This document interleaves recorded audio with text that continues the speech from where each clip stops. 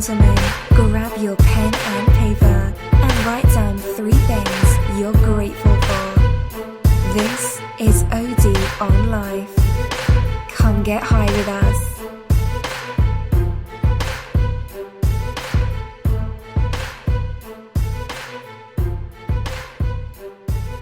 Hey everybody, this is Dan O'Donnell. This is OD on Life, the podcast, the show. Before I forget to tell you, we're on iTunes, Stitcher, we're on YouTube, and we're also at odonlife.com. I think this is episode number 16, if I remember right. And today I have with me Aron Raduly. Am I saying your last name right? Absolutely right, yes. Okay, nailed it. So Aron lives here in Chiang Mai, and actually he's in the same line of work as the last guest, Jason Green, if you listen to that episode. So we'll be talking about that. We'll be talking about his journey, how he wound up in Chiang Mai, because he's actually Australian. Is that right, Aron? You're Australian, right? A little bit, yes. No, he's Austrian. I have a friend that used to always ask me when I returned from a trip. When I went to Thailand, he asked me how Taiwan was, and he was serious. And then when I went to Sweden and I came back, he said, "How was Switzerland?" And he was serious. Right. Again, so. By the way, I'm Hungarian. Hungarian. Hungarian, yeah. Yeah. So anyway, yeah. You know what? I was trying to joke around, and I was actually screwing up thinking you're Austrian. You're right. You're Hungarian. So hence the accent. So thanks for coming on, Aron. I appreciate it. Thanks for having me here. It's awesome. And the reason, well, there's a few reasons I wanted to have you on, and I've probably known you for, close to 2 years now, I would think, something like that. So, yep. Since pretty shortly after I got to Chiang Mai, I think. And I have been kind of watching your journey and your progress with the things that you're up to, and I've heard some interesting stories from you. I know that you lived in England for a while. 6 years. 6 years? Yep. Okay. So we're going to talk about all those things today, and the goal of every episode of this podcast is that people walk away with something they can apply. Even if it's just a quick tip on like a blog that you like, or if it's something a little more profound and life-changing, that's great. But the idea is, a lot of podcasts are entertaining and fun and inspiring, but we want it to actually be applicable too. So I'm not saying that to put pressure on you. I'm saying that to let all the listeners know that that's what we're going to try to do today. So get your notepad and your pen, and we hope to bring you some valuable stuff today. So first of all, again, Aron is Hungarian, not Australian and not Austrian. But can you tell us a little bit about your background, like where you're from, where, small town, what's your background? Right. So I was actually born in Budapest, which is the capital of Hungary, and quite a nice place, as I hear from fellow travelers. It's a really upcoming place for nomads these days. But when I was 10, we moved away to a small town, actually. And it's called Veszprém. It's by the only lake, the only big lake in Hungary, called Balaton. If you're ever in Hungary, by the way, visit that part of the country. It's quite nice. But it was quite a small town. Not a crazy amount of things to do, which of course you never notice when you live there. Like how small is small? 80,000. Okay, that's about my town. Yeah, right. Yeah. And there's enough things to do that you would never feel bored when you live there. And so I went to uni there as well, and at that time the world seemed perfectly round, and I thought, this is all what you need. And all my friends were who moved away back to Budapest. They were after uni. They were inviting me to move back to Budapest, and I said, you know what? There's like 2.5 million people there. It's too much. It's too crowded. People are rude and all that. Like I don't want to do that. And then in 2 years' time, I moved to London. So go figure. Kind of like swung the other way around. But I wouldn't change it back for anything. So during university, you were planning on staying in your hometown? That was the idea? Yes, I would have thought so. And I was studying chemistry and quantum chemistry to be exact. And I thought that I wanted to be a scientist until I found out how academics actually work. And it's not fun. At least I wouldn't think it's fun. Maybe, if you're like a super scientist and you get like loads of funding and then you can really do what you want to do, then maybe it's exciting. But if you're on the lower level, where you start at the lower level, you really have to do what your professors don't want to do, so you're going to do those things. You're going to be doing lectures. You're going to be try to apply for funds and all that. And there's a lot of competition in the field, and this is going to be a bit, negative to say that, but there's a lot of bitterness in that field. Like people like trying to outcompete each other and things like that. And you spend your life in a lab, and then I realized that I really don't want to do that. And at that time, I kind of got back to programming, which when I was a 14-year-old kid and I was quite geeky and I enjoy like programming around. And as we went into uni, I kind of like lost interest in that. But at university, the web started to be popular again, and you can make money by creating websites and doing these kind of things for other people, but for money. Not setting up ads and sites. We're not even there yet. Right. Can I ask you something real quick? Sure. Because the interesting thing to me is you said you were doing that sort of stuff when you were young, like 14. Right. And you were just doing it for fun, or like as doing a hobby? Because I was a geeky kid, Yeah. very lightly built, and I wasn't really good at sports and things like that. So naturally, you just like started to geek out. One of the questions sometimes people ask me, like, what do you think I should be doing? Like people when they hear that I moved to Chiang Mai, friends back home and stuff, or people I just meet that are maybe traveling through town, and they sometimes ask advice, like, what should I be doing? I don't know what's next. A lot of people, when they travel through Chiang Mai, they just quit their job back home or whatever, and so they're at this crossroads. And one of the questions I'll ask is, what did you want to be when you were a kid? That's one of them. And what can you do where the hours just kind of disappear, where you think you've been there for an hour, but it's been 2 or 3? And so it sounds like you made your way back to that thing that you just did That's for fun. exactly what happened. Yeah. Oh, by the way, I met a few people in Chiang Mai, and they're like, I'm thinking of taking on programming, and because I heard there's good money and it sounds interesting. Yeah, don't. Seriously, don't. Unless you had an interest in it as a kid. That sounds kind of like I'm going to become an accountant because I heard there's money in it. Exactly. And just like in accounting, there's hours and hours that are not going to be fun unless that's what you like to do. And then, like you said, those hours disappear. They don't count. It's fun. So getting back to the story, I realized that I can be making websites for other people, and it's not hard at all. And I'm like, wow, that's great. And this was like a side job next to university while I was going there. And my other job, just a student job, was in a call center.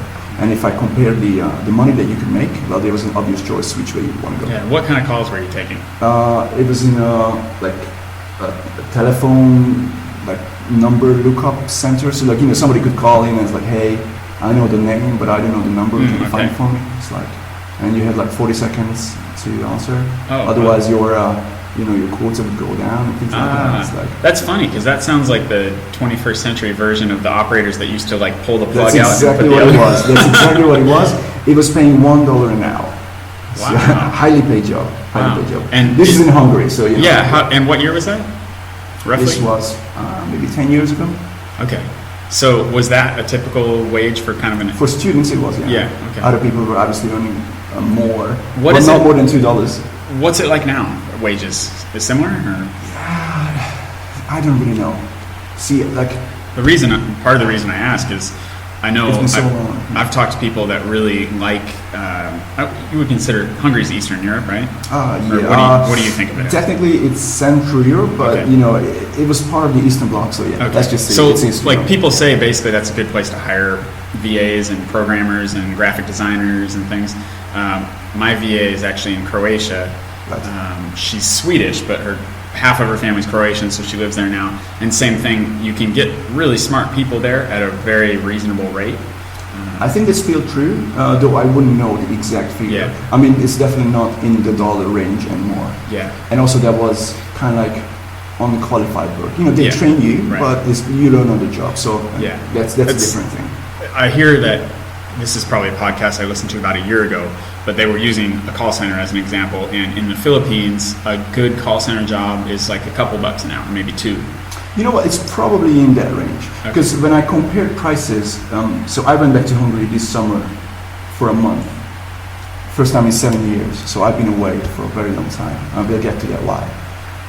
And then as I was comparing prices it's similar to Philippines and Thailand. Maybe a little bit more, maybe like 20% more, 15% more. That surprises me. That's interesting. And so, what about if somebody's thinking like, oh my gosh, I need to go hire somebody from there? How's the English of your typical folks there? Are there a lot of people that speak decent English there? See, again, this is a question that I probably do not know the right answer to because I've spent so much time away.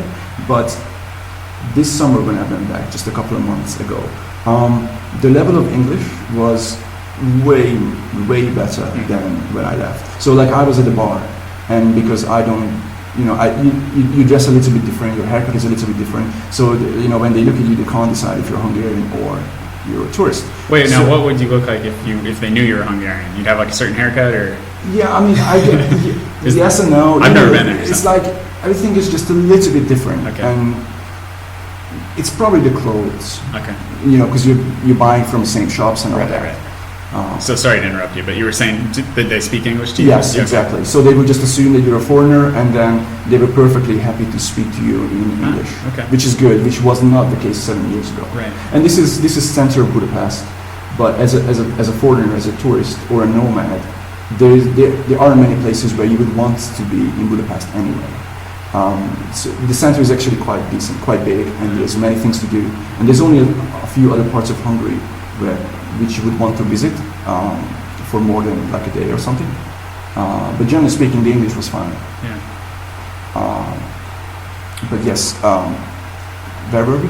Well, yeah, I think I sidetracked you. Well, so we were getting to, you were in university, you're working in the call center, you were starting to do websites. Exactly. And then, I was thinking, wow, all you need is a computer and you could do this from anywhere else in the world. Yeah. And then as the chemistry studies progressed, we were doing quantum chemistry, which is basically chemistry in the computer.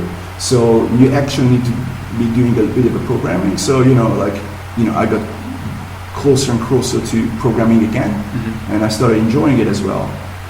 Because I think I enjoyed it because of the hidden possibility that you could just go wherever you want, and all of a sudden that dream, that you're just on a laptop sitting on the beach, started to be there. And do you remember when you first were envisioning that lifestyle? Did you read a book or talk to somebody? Or? So this was pre 4-hour work week from Timothy Ferris. Didn't that come out in 2007 or something? It did, but I didn't hear about it. Okay, yeah. And then it's a very interesting story how I found that book. It came to me at the perfect time. Basically a few years later than where we are now in the story. And then, so life just kind of went along, and I started working while I was at uni, and I became a web developer. And then I had a friend who had a web development agency, and he's like, well, I need some help. Do you want to do it? I'm like, yeah, sure. And then that became a full-time job. And then I failed my last exam at the university. It was a super difficult exam. In fact, it was like a 5-subject combined exam. I didn't know if you guys have that. It doesn't sound familiar. Yeah. Well, I guess the only thing I can think of like that would be like SATs before you go to college, and then I can't remember what they call the ones that you take if you're going to try to go to graduate school. But that's just an overall assessment. So at that time in Hungary, university was 5 years long. There was no BSc, MSc systems available. If you graduated, you got a master's degree straight away. But if you didn't graduate, you got nothing. And then to complete that, you had to do all the subjects, and you had to do five of these combined exams, when you basically have to do an exam from subjects that you already had an exam from. Okay. And then you have to do 5 of these, and I had 4 done. I had 1 to go. Of course, I left the hardest one to last, and I failed it. And it was my fault. Of course, it was my fault. Some people will say, I got unlucky. No, it was my fault. And then because I already had this dream of being on the beach and all that, I didn't put in the proper effort, that's for sure. And then, I had this dream, and then my life in Hungary got more and more boring. Many of my friends, kind of like switched to another university or failed at, or failed and then left the university, moved to a different town. So like the old friendship circle kind of like fell apart. Yeah. Also, there was like a bit of a rivalry going on. So it wasn't the nicest time. What does that mean? You're in some kind of love triangle? No, not that, but just if you don't want to get into it, that's fine. I don't really have the proper words to describe it. Yeah. It's like the friendships kind of weakened, and not just with me and a certain person, in general, within the whole. I think life just started to put us in different paths. Yeah. And then we just kind of started to go on our own way. So, and at that point, I was like kind of like the only guy left in our town. Everybody was somewhere else, and I was not happy. And then I lost my love for the field of quantum chemistry and things like that. So everything was shifting, and I remember I was working remotely. So the company that I worked for was abroad. So yeah, and because and this was still pre 4-hour work week. The book. This is exactly. Okay. Well, maybe it came out. I just didn't know about it. Actually, I don't think I've ever plugged that book on this show, which I should. So it's if you are a digital nomad, you've heard it a million times. Right. But if you're just kind of curious about what this lifestyle is all about, the book's, the specific examples are probably pretty dated now, but it's a good overview of just the whole lifestyle of, travel and working, and I think he had the concept of mini retirements. Right. And, it's a great book to check out. I would definitely recommend it. And it put a lot of the people that I know here in Chiang Mai, it was one of the factors that got them going this direction. It was probably the biggest factor, for sure. Yeah. And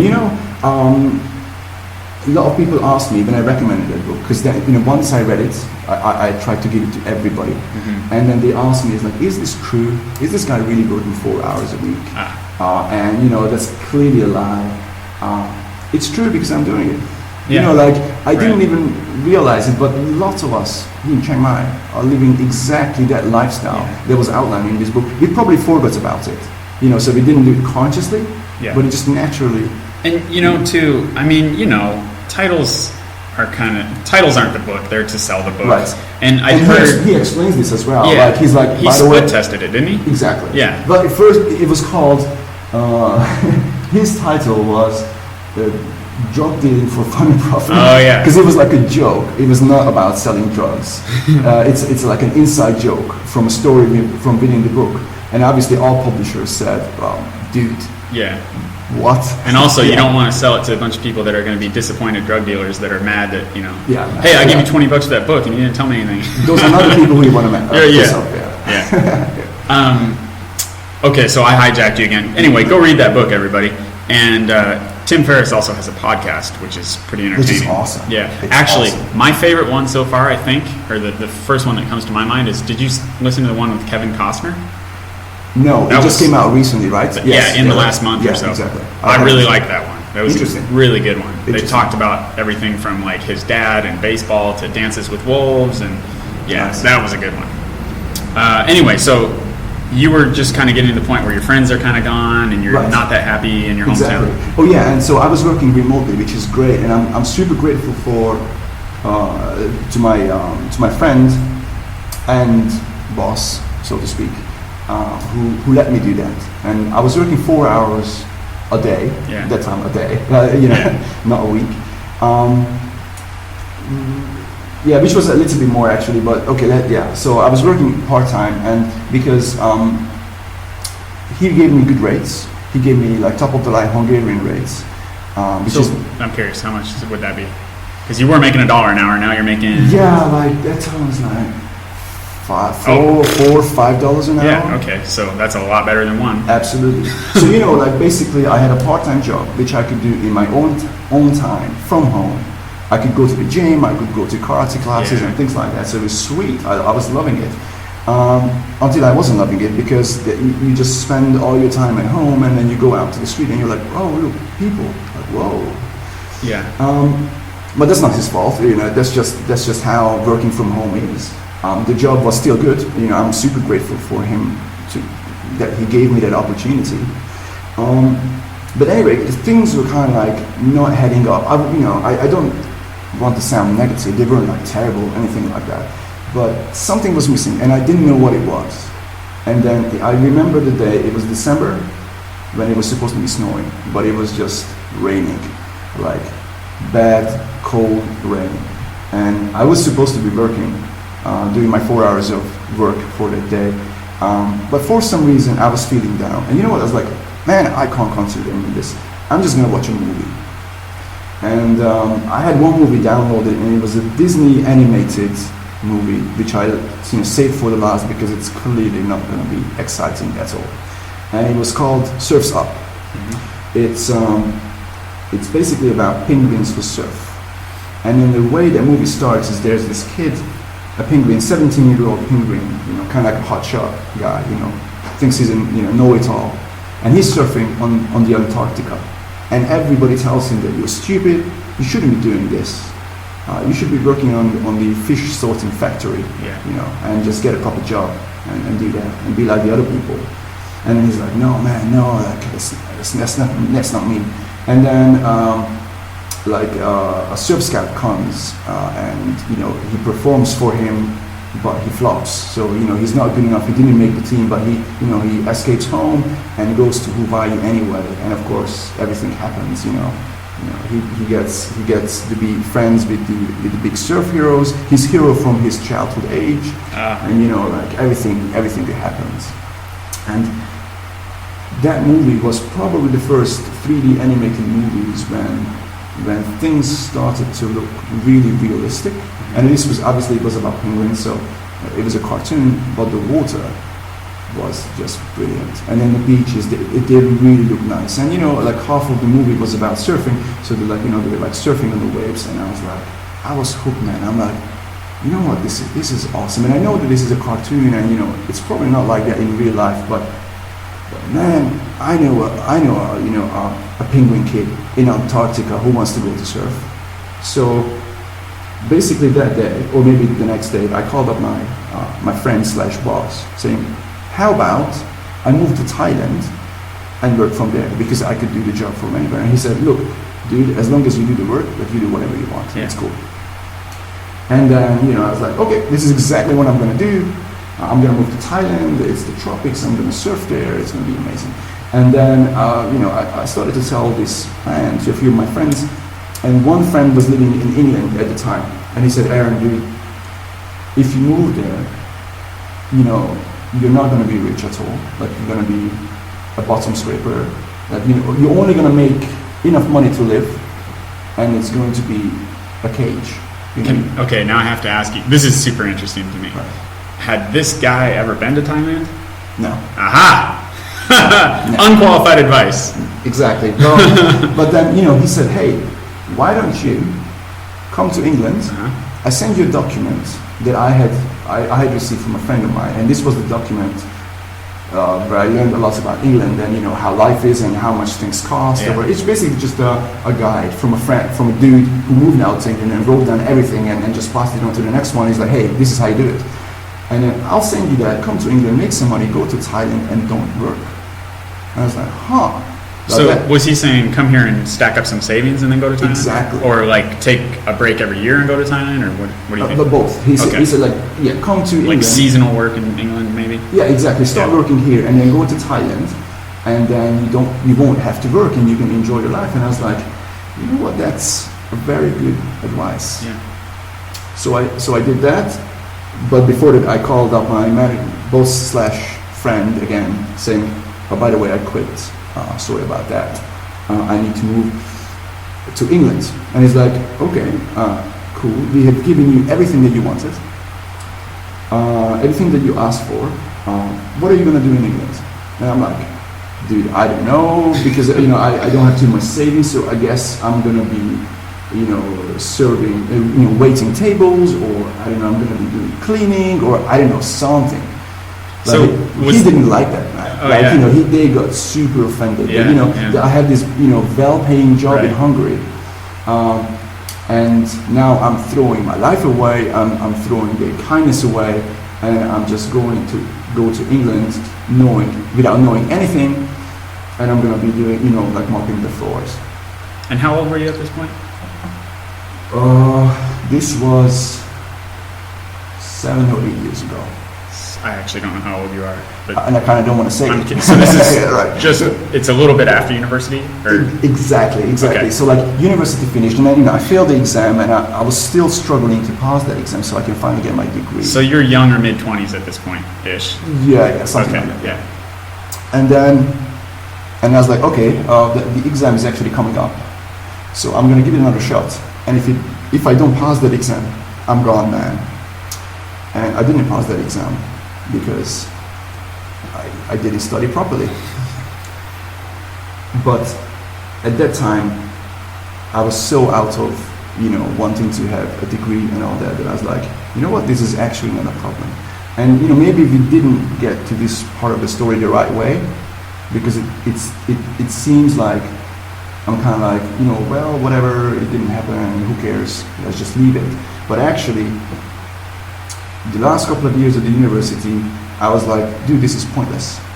They're not, in education, like higher education, I believe, and I still believe that, is relevant for only a small set of people.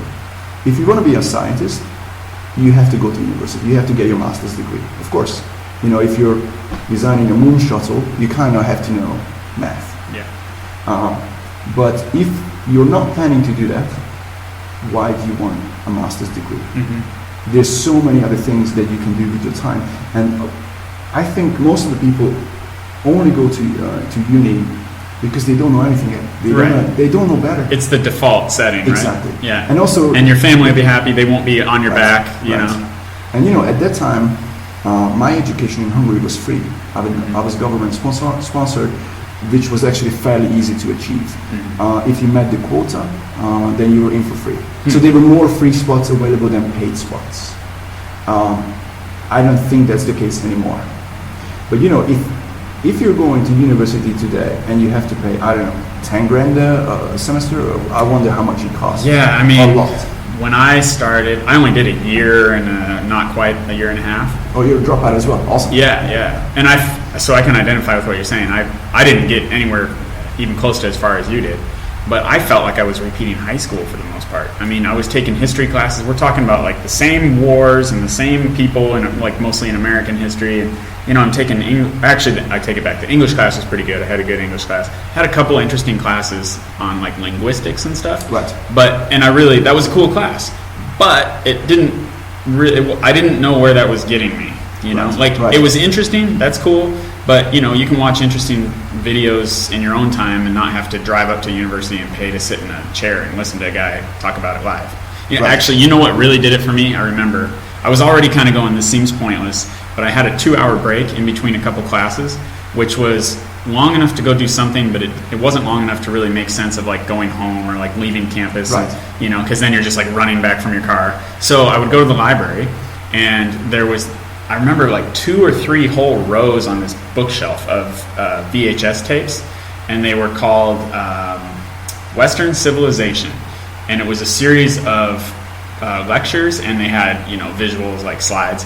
It was a guy named Dr. Eugen Weber from Duke University, which is you've heard of Duke probably, I don't know. Yeah, it's a good school. This guy was like maybe at least one of the best professors about Western civilization, Western history. And I would go there and watch a lecture a day pretty much. I'd get my lunch and go in they had these private viewing rooms, and I'd just sit on the couch and watch it like it was like my own little living room. And I'm thinking to myself, I don't even have to attend this university to do what I'm doing right now. And this professor is probably, nothing against my professors, but he's probably better than any of my professors. Right. And I could come up here and do this anytime without paying any money, Right. And I'm going, what the hell? Does this make sense at all? Big lecture halls made a lot of sense before YouTube. Exactly. And if you really want the piece of paper and the specialized education, sometimes it makes total sense to go to university. I have no beef with university. But if you're just there because your dad and your grandpa expect you to go, and you don't know what the hell you're going to actually use this stuff for, and I like learning just for the sake of learning, but you don't have to take up your whole day and spend $10,000 to do that. Exactly. And if it's free, like it was at my time, that's a different argument, and I'm still against it unless you actually need it and you're going to use it, and you're going to the right university where they teach you the right stuff for what you want to do.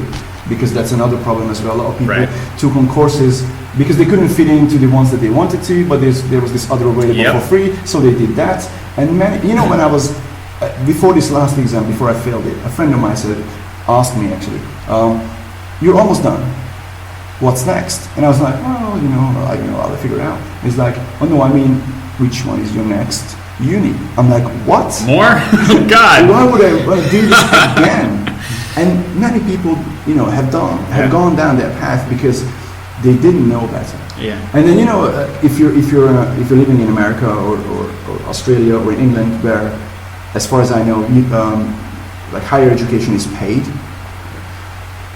Look at it as it's a business. Mm-hmm. They're just selling courses so they can make more money, apart from a few, obviously, But anyway, so again, we kind of stirred away, Yeah, that's good, man. Talking down this the shows like schools. that, yeah. But so where were we? Well, Yeah. you know what? Can I jump to something? Because basically, you're about to go to England. Your boss is not that happy with you Right. throwing away what he gave you. Yeah. But before we get into that, because again, like what I try to do is give some really specific little tidbits that hopefully will help somebody out there. So there's got to be somebody listening who's like intrigued, like, what could I do from anywhere? How could I become a freelancer, or remote worker, whatever you want to call it?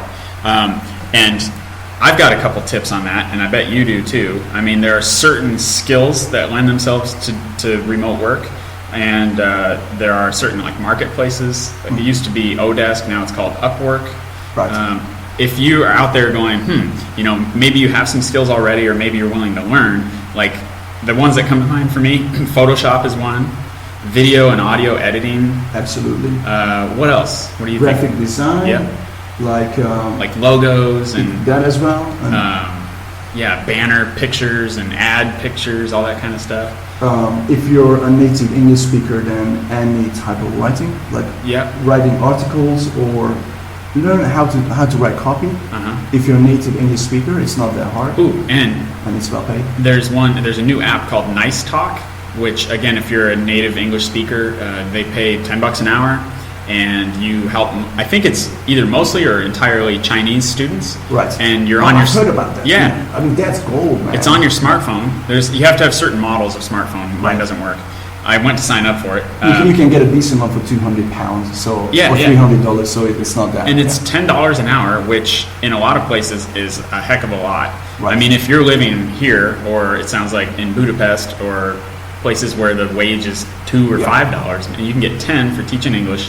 And the disclaimer on that is I hear it's getting busier, so there's more teachers. Right. So you can't just assume that you're going to get 8 hours a day if you want it. You might, but I think you have to build up your reviews and just like you have to build up your client base, right? Okay. If you do a good job, they'll come back and recommend you or whatever.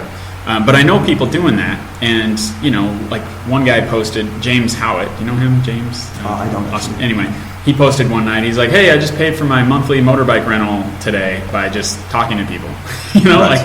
It's like conversational, and if they want you to correct them and stuff, but it's not that tough, and you're doing it from wherever you want. This is a great age, actually. This is the perfect age to do that. So yeah, if you want to find, there is definitely something that anybody can do. Yeah. Or if you don't have the skills yet, well, you can train to get those skills. There's free courses on YouTube. There's lynda.com, and I think one's called Treehouse, where you can take a whole course on Photoshop or a whole course on audio editing. I mean, people that are doing this right here that like recording podcasts, they might have no idea how to edit them. Right. And they'll give you $10 or $20 per episode. There's a lot of ways to do it. Lots going on, and it's expanding all the time. There's freelancer.com. There's I think it's called People for Hire or something like that. Yeah, there's a bunch of these marketplaces where you go, you put up basically your resume. Here are my skills. Here's my rate. And you bid on jobs. So anyway, there are a lot of ways to make this happen, and it's just kind of like one little step at a time. Find something that works for you. Yeah, for sure. So anyway, back to you pissed off your boss. You're about to go to England. This is funny because we spent a lot of time on this story, but this is just the beginning. Yeah, I know. You're right. This is. We're not even to Thailand yet. No, yeah, exactly. So I watched that movie and I was inspired, and it's funny that you mentioned in the beginning of the podcast that you want to give away tips to people and not just being inspired, and this is of course perfect, but being inspired is awesome. Yep. Dude, I saw that movie. Obviously, it was not that film. It was a freaking 3D animation about humans. It was the last drop in the bucket, where is it called the watershed moment? When everything just like. I think it is. Like, it's the straw that broke the camel's back. Exactly. So it was like that, and I don't regret anything. I had a tough discussion with my friend / boss. Who, by the way, I lost as a friend as a result. He would say it's not the result of that. We just kind of like drifted apart. But this was a breaking point. And then, so people have asked me, it's like, well, was it worth it to lose a friend, a good friend? Not to say, you can't really put it that way. But it wasn't a trade. It wasn't like I wasn't like, okay, I'll give this friend, right, and I'm going to lose this friend. I'm going to sacrifice this friend, and now I'm going to have a life. But I gained a life, and I was not happy. And as soon as I left, I was happy. And I tell you, the first 1 year and 1.5 years, it was not easy. But I had my goal, and life just opened up. And one of the most influential moments in my life was when I arrived to London. I took the bus because I was very low on money, and also I had 2 suitcases worth of stuff. Oh, by the way, I gave away everything, like a computer and all that, gave or sold away. I didn't have too many things anyway because I was moving flats quite regularly, so I tried to cut down on stuff. But I canceled my rent. And I just bought this ticket, and I fell asleep on the bus. And like you space out to the you fell asleep, and I wake up on the bus, and when you wake up and you don't know who you are or what you're doing, just for a split second, I'm looking out the window, I'm like, okay, what's going on? Who am I? Okay, I'm Aron, I'm going to London. I'm like, what? I'm going into nothing, man. And then the bus arrived to London, and you get off the bus, you get your luggages, and the bus very quickly leaves. So it's not like staying there. And then the people just like, they disappear. And then you're there in the middle of London, it's dark. And I'm like, right, let's get it started. And I had £400 in my pocket. So that was my life savings. And here's that it comes down to. So I had a good job, a very well-paid job in Hungary. But there was a very well-paid job in Hungary, not in the world. Right. So, even though when somebody treats you very nicely in Hungary, your country, namely this time it was Hungary, but it could have been, whatever, Congo, Botswana, whatever, that's not the whole world, man. And you have no idea. You have no idea how the other world is. And as I was growing up in that small town, Veszprém, which I mentioned, half an hour ago, and I mentioned that it seemed like the world is round. No, it was super flat. You just don't know because you never left your own, your own county. And then, in London everything was a little bit different. Like, the door handle is different. The smell of the house is different, which is, it always puts you on the spot. Like you're always listening and taking everything in. You're just walking down the street, and back at home it's nothing. I'm just going to the shop. But now it was these new things were coming in. And then you were super alert, and I'm like, I feel like I'm alive, even though it was hard in the beginning. And then we could go into that, how I got my first job. It's all like, again, but we would never get to the good stuff. And I can totally relate to what you're talking about with the little differences that you never really thought about. Because if somebody is listening to this and they haven't traveled much, people tend to think about like the museum and going up some mountain and seeing views and all that, which is awesome, but that's like the typical things you see when people talk about travel. Right. They don't usually take a picture of the weird doorknob that they've never seen, but it's totally like that. Whenever I go somewhere new, there's just all these little things that you have to figure out. Here, the first time you order an iced coffee in Thailand and you get it in a bag that looks like it should have a goldfish in it. And you're like, what? Bag, you just gave me a bag of coffee? And it's a bag usually in another bag so that you can hang that second bag on your motorbike handle. Right. And then there's a straw sticking out of the bag. And you're like, what? I did not expect that, you know? Yeah. And I remember one time I was at a street market with my mom. She came to Thailand. I showed her around, and we were in Chiang Mai. This was 2 years ago. And we got some curry. They had like these big, you know, like buffet-looking containers with different curries. And so we got a couple. And I was like, cool, you know, and I was looking around like, where am I going to sit and eat this? I didn't see any chairs. And she gives it to us in a bag with like a really tight little rubber band on it. Again, it looks just like when you win a goldfish at the carnival in America. And I'm like, oh, what the hell? This is to go, you know? I was hungry now, and now I have to carry this around, and I don't even have a way to heat it up back at my hotel. Like, what, you know? This didn't help me out. And I'm like, okay, I guess I'm just going to carry this around now and go eat somewhere else. But those are the things that, they just keep you alert. And it's like, when I was talking to Jason Green in the last episode, he was talking about when he worked at Apple, and they had the corporate games once a year, he said, and they were like, you know, those team building games like throwing and catching water balloons or like three-legged races or whatever. And he said, I don't know if this was just one time or more than once, where he saw the games going on. He said it was hard to miss. It's like a big event. And he's like, man, didn't we just do that a few months ago? And then he realized, oh my God, that was a year ago. Because every day was just so much the same that it's like the opposite of traveling. If you travel for a month, it can feel like a year. Exactly. Yeah, where his job at Apple, 12 months felt like 3 months. Or exactly. Yeah. Exactly. Oh man, this brings up so many side stories. If we went down on every alley, we'd be here till the evening. Yeah. And I forgot to mention one cool thing. So as I was leaving Hungary, I bought my ticket and I was ready to go. It was just a little bit past my birthday, and I have a stepbrother who's actually Austrian. Okay. So, and then he's like, I've heard about this book, so I'm gonna get you this.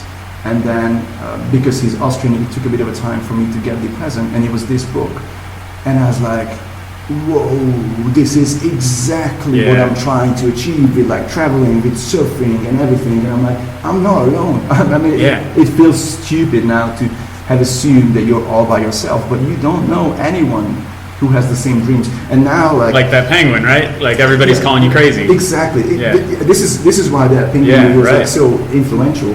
And I was like, whoa, and there's a website for this, and there's a forum, and I log on, and there's like thousands of people. I'm like, whoa. Have you seen the movie The Beach from DiCaprio?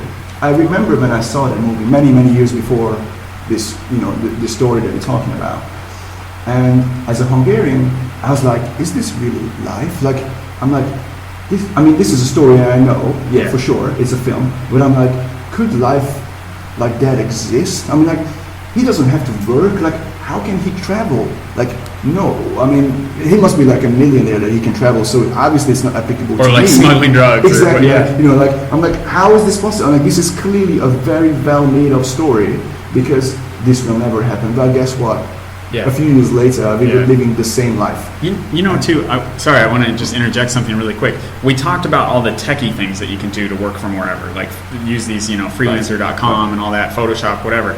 But my first friend who was coming over here to Thailand for about 6 months a year, the way he was doing it, I'm from Washington State where it's rainy, kind of like where you're from. And so most construction stuff happens in the warmer, drier months. So he would go to the Seattle area where he's from, about 90 miles from where I'm from, and he would build sports courts in the summer and spring. So he'd do like tennis courts, basketball courts, whatever. And it was busy and they would work a lot, and he would save probably, I don't know, half of what he was making or something.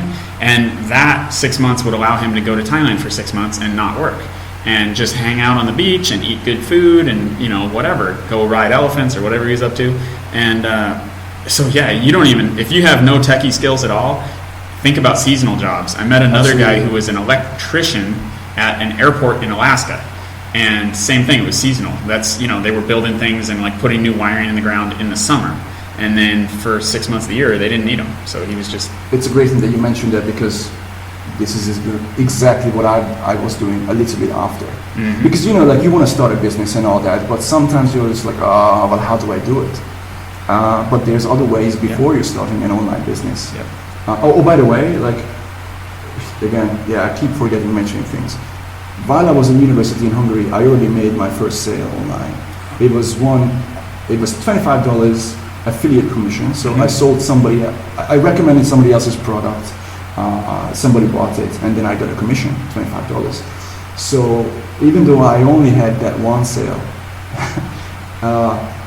it was eye-opening. Yeah. I was like, okay, the internet is real, like this is happening. And then a little bit after that, I was like, okay, I need to make a product. I need to build something. I need to sell something. And that was the time when people were selling ebooks on how to make ebooks, or how to make money. So it was like clearly the dodgiest time when they started up. Like it was, there was a lot of bullshit going around. And I definitely didn't understand, those people were living in a very different environment. So it wasn't actually catching on for me because I came from a very different culture. So I didn't really understand how it kind of works, and it just didn't happen. But I did make a product which I ended up not selling myself, but I licensed it away. So I sold the rights away to it. What sort of product? What kind of? It was a piece of software which because I was a programmer that helped out doing a very specific task. So it's only relevant for a very small amount of people, which is exactly the product that you don't want to build. This is how I learned to find the market first, and then the product. I did it completely wrong way. But it sounds like you got half it right, because it sounds like you probably filled a need, a gap in the market, right? And I sold it away to one person for $1,000, and that was more than I ever made at that time. How long did you work on it? 5 months. Oh, okay. It was. I mean, still, that's $200 a month. I mean, you probably won't work on it full time, I'm guessing? No. So, I was in uni, and I was like a student, so partying. And man, $200 a month when you're in, that's a lot of beer.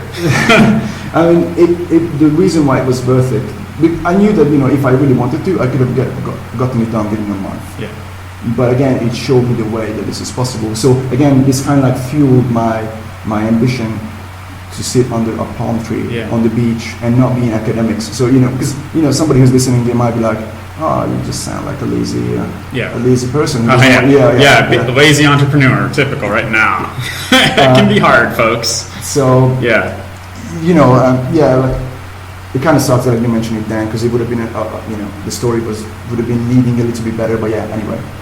So we're in London now. Yeah. And I needed a job straight away because I only had £400, $600 cash, which is just about enough to survive for a month. Mm-hmm. And going back home was not an option. Failure was not an option. I'm like, they're gonna drag my dead body back home, but I ain't going back home. Even though the official story was that I'm gonna go back home and finish uni. Of course I will. I canceled it, so I didn't leave uni. I canceled it. Okay. Which I had 2 or 3 semesters to go back, so almost 1.5 years to change my mind. So wait, why did you do that? So your family wasn't pissed, or? Yeah. Okay. Yeah. Yep. Deep down I knew that I'm not going back ever. Yep. That's all. Also, I didn't want a university degree because I knew if I had, this is gonna sound pretentious, but this is really how it was. I didn't want a uni degree because that would have given me a very comfortable cushion. Yeah. And I knew that I wanted to be a businessman. I wanted that beach so bad. I'm like, there's no way I'm going to spend years and years in a country where it snows. Right. And there's that term, golden handcuffs. People have a good job or whatever, and it's hard to leave because they're comfortable. Yeah. And that the fact that you said university was free there, it's good if you know exactly what you want to do, but that could also be like a trap that just. You just hang out for 4 or 5 years. For a lot of people. And this is why they were like, well, what's going to be my next degree? Because I don't really want to do that one. And I mean, it's free as far as money, but it's costing you 5 years. So you better be getting something out of that. Exactly. Yeah. And then, so I'm in England, and I'm like, well, I can't leave the job straight away. And before I got on that bus a week before, I randomly met a Hungarian dude who just got back from London. And I had my plan that I'm going to go to McDonald's and get a £6 an hour or £5 an hour McDonald's job, whatever. And then from there, what would that be in dollars? Sorry to interrupt. Like $9 or something? Yeah, basically minimum wage. So almost double what you were getting in Hungary. Hungary. God. Yeah, exactly. It's like, it's more, but the cost of living is higher. Right. But it's funny that I was actually saving more money later on, waiting tables than being a programmer. Now, you can decide which one you want to do, of course, but still, that just shows the difference between two countries. A lot of people travel the world by being a bartender or a waiter. And also, you didn't born to be Hungarian. You weren't born to be a citizen of the United States. You were born on this earth. Mm. And, you know, if we could travel between planets, then you could. It would be okay. We're just not traveling planets because, well, we can't. But, you know, we can travel to another country and you can relocate. It's perfectly acceptable. It's not cheating. It's not cheating at all.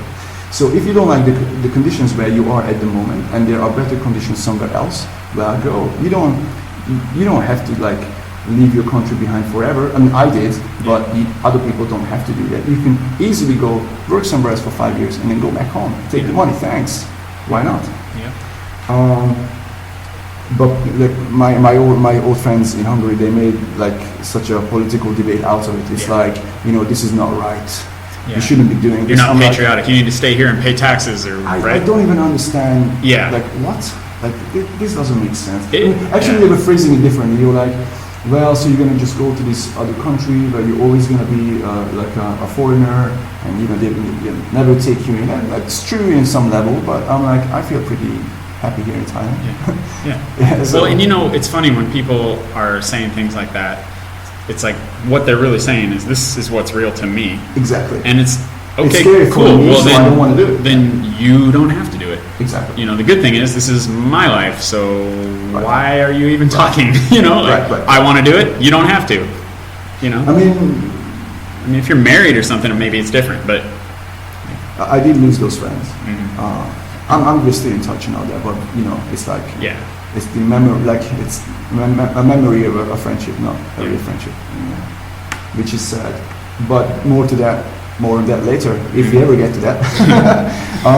So yeah, so I'm like, I need a job right now, and then this guy who I met randomly before I got on the bus, he's like, hey, you go to this and this restaurant, and then just ask around. There's a lot of Hungarians there. I'm sure they will help you out. So I'm walking around London.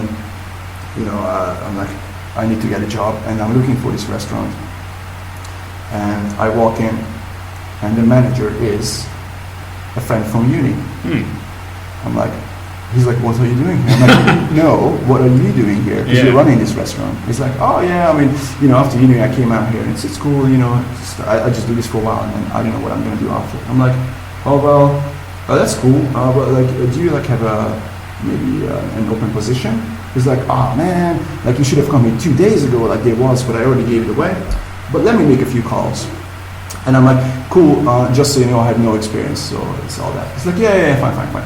So he picks up the phone, like dials around, and he's like, yes. So you need a waiter. Yeah, of course, he's got a ton of experience. Yeah, oh, he's really good. Okay, 2 days. Yeah. Tomorrow he goes, okay, fine, cool, cheers, bye. And he's like, okay, you got a job interview. In 2 days' time, you go here and here. The manager is Italian, so just talk loudly and wave your hands around. So you're like, okay, here's the problem.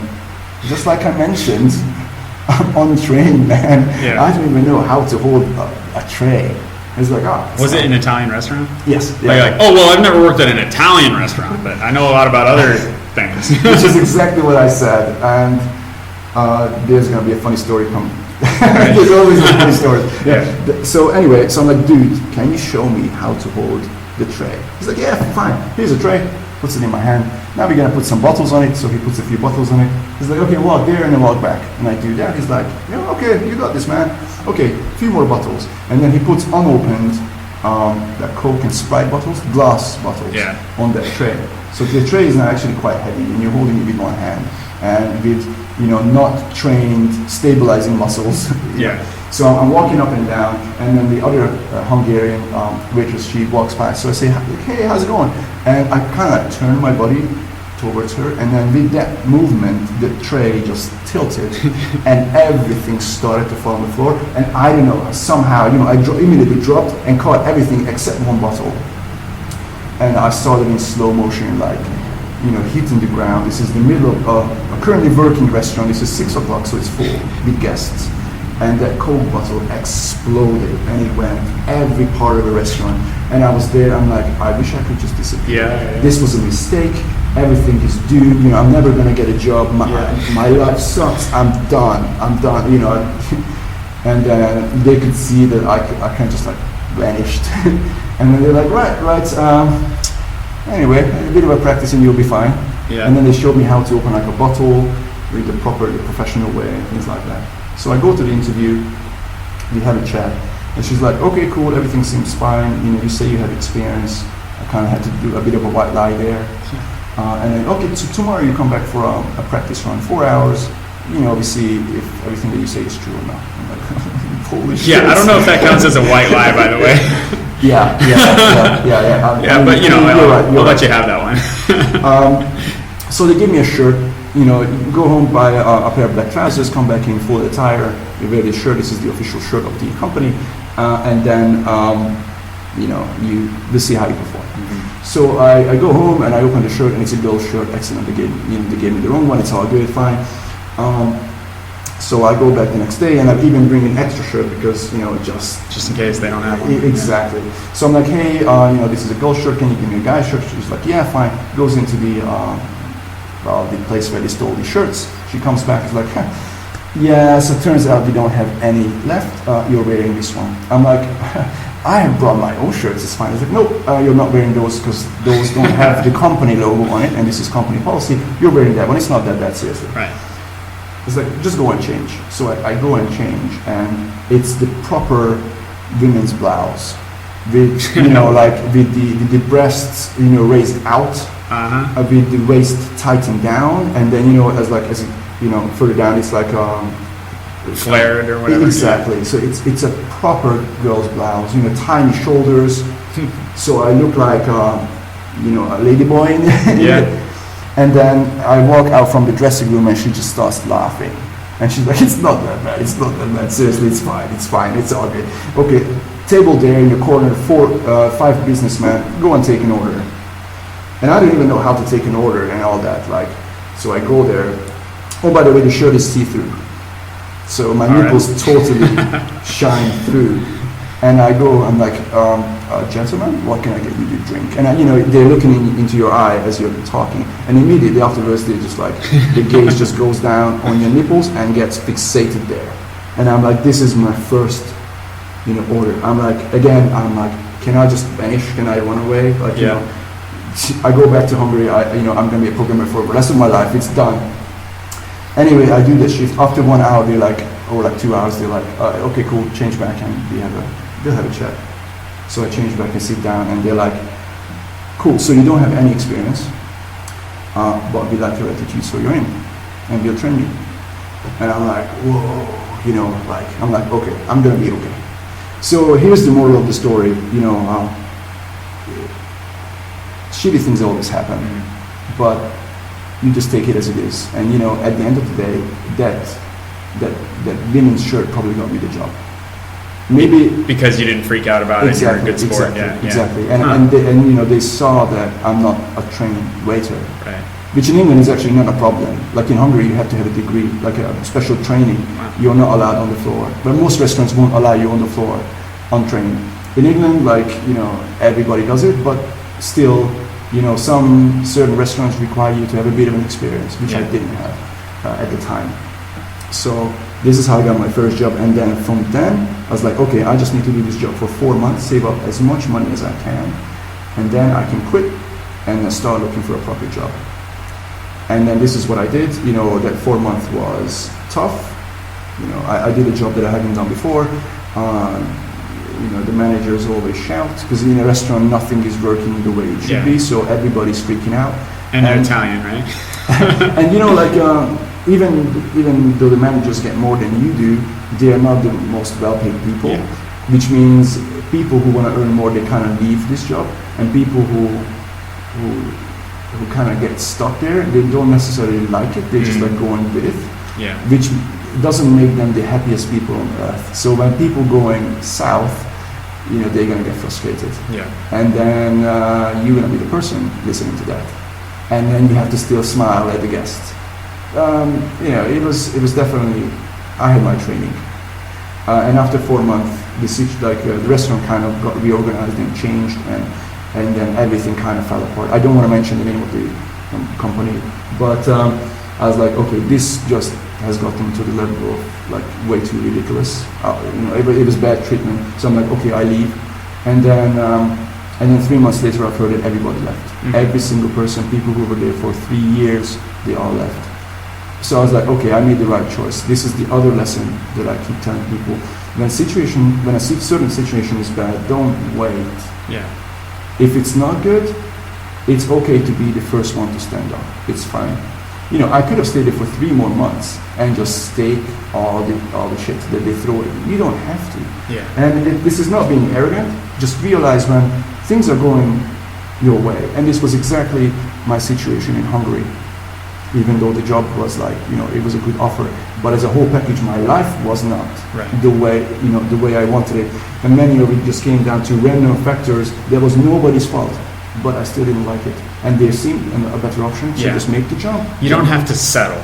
Exactly. And it can be, people tend to have this fear of the unknown. Right. Like what you did, what I was thinking about when you were describing how you left your programming job, which was paying you 5 times better than your previous job, right, and just went to London with 400 pounds in your pocket. You really, burned your bridges, so to speak, right? I did, yeah. And what some people, you could have kept your programming job, gone to London, worked at your programming job until you found a job as a, server or something. Yeah, I guess. Yeah.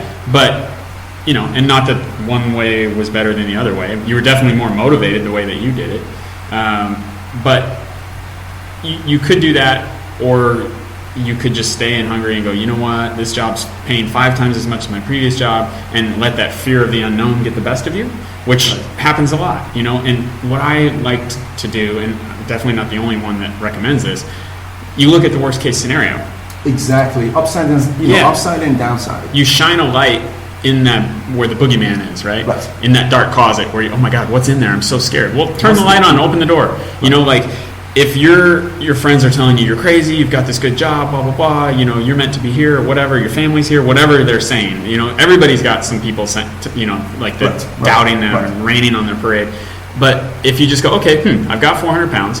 My worst case scenario is I go to London, I don't get a job. In a month, I'm out of money. Yeah, and somehow I crawl back to Hungary. Obviously, I would keep enough to go back. Go back, refuel, try again. Right. Or, I knew that, I wasn't going to do that no matter what. But the option, if it really came down to it, I'm sure, I wouldn't have sat on the cobblestones and starved to death. Obviously, I would have gone back to Hungary. It's like if you don't ever really take a look at it or assess what the realistic worst case is. I mean, the worst case is, the bus you're on explodes into flames and falls off a bridge or something, but I mean, that could happen. What are the chances of that? A meteor could hit me in the head right now. Right. But the realistic worst case is, it doesn't work out, you run out of money, you're back in your hometown, you get a different programming job, or maybe beg your boss and tell him he was right, or whatever, But it's just usually not as bad as when you just don't quantify it. The boogeyman is much scarier than when you just flip the light on. And then the upside. So in this situation, the downside was how bad it is from a scale to 1 to 10, 10 being the worst and 1 being not bad at all. This was a 3. Yeah. The upside, 10 being the best and 1 being not much better. It was a 7 or 8. Yeah. Not England, but the surfing in Thailand and all that. By the way, you can't surf in Thailand, which I found. You know what? A little bit. I was talking to a guy yesterday about it. During the southern winter season, I guess, when there's storms down in the southern oceans. Okay. There's a bit of a surf? Over in places like Phuket, in certain spots, So it's not the best surfing spot in the world. Indonesia is not far away, and that's great. Right. That's why I actually went surfing. After I got to Thailand, they're why did you come to Thailand? To surf. And they're like, oh, that's interesting. You mean surf the web, right? My dad lives in Costa Rica, and when I compare the two, that's one of the... I love Thailand overall, but Costa Rica has great surfing. And I wish I could somehow create a beach in Chiang Mai with surf, but hey. Yeah, I mean, it's a great place. Yeah, it's a good problem to have. I'm stuck here, right? Yeah. And then, I got this job, and I quit this job after 4 months. So again, one takeaway point is, I guess, when things are bad and you don't like them, don't take it. Mm-hmm. You don't have to. Don't be arrogant, but you don't have to take it. Do this comparison. And I had an interesting discussion with an old friend of mine, and he asked me who do you think a strong person is mentally? The one who can take the pain and takes it, or the one who cannot take the pain, so he moves away? as in, like if you sit in a pin, but you can take it and keep Yeah. sitting in that pin Yeah. that's And sticking out of the chair, or you're like, oh man, I need to find another chair. Right. And see, I can't remember what the example was earlier, but you talked about something that life usually, in my opinion, it's not that black and white. Right. That's what you call a false dichotomy, which means, okay, so either you're tough and, diligent and you stay here and make it work, or you're weak and, you don't have any persistence and you're going to go try something else because you're like scared to persist or whatever. Right. But that's not true. Exactly. You could persist, maybe, but you think there's some better opportunity. You know Exactly, what I mean? exactly. It's not one or the other, right? And it would only be true if you knew all your possibilities. If the entire palette was there, entire pool of option. Yeah. But it's not true. Right. There's always new places. Yeah. And so, even England was like super eye-opening, and England is not that different from Hungary. It's still Europe. Yeah. They are much well off. Yeah. And then to speed things up, so after 4 months, I got back to programming, and my goal was to I actually mentioned the number. It was £30,000 a year. That's how much I wanted, and not a single cent less. Yeah. And it was I went through a few very difficult negotiations. I had multiple offers at the same time. One was in London, one was in Brighton, and then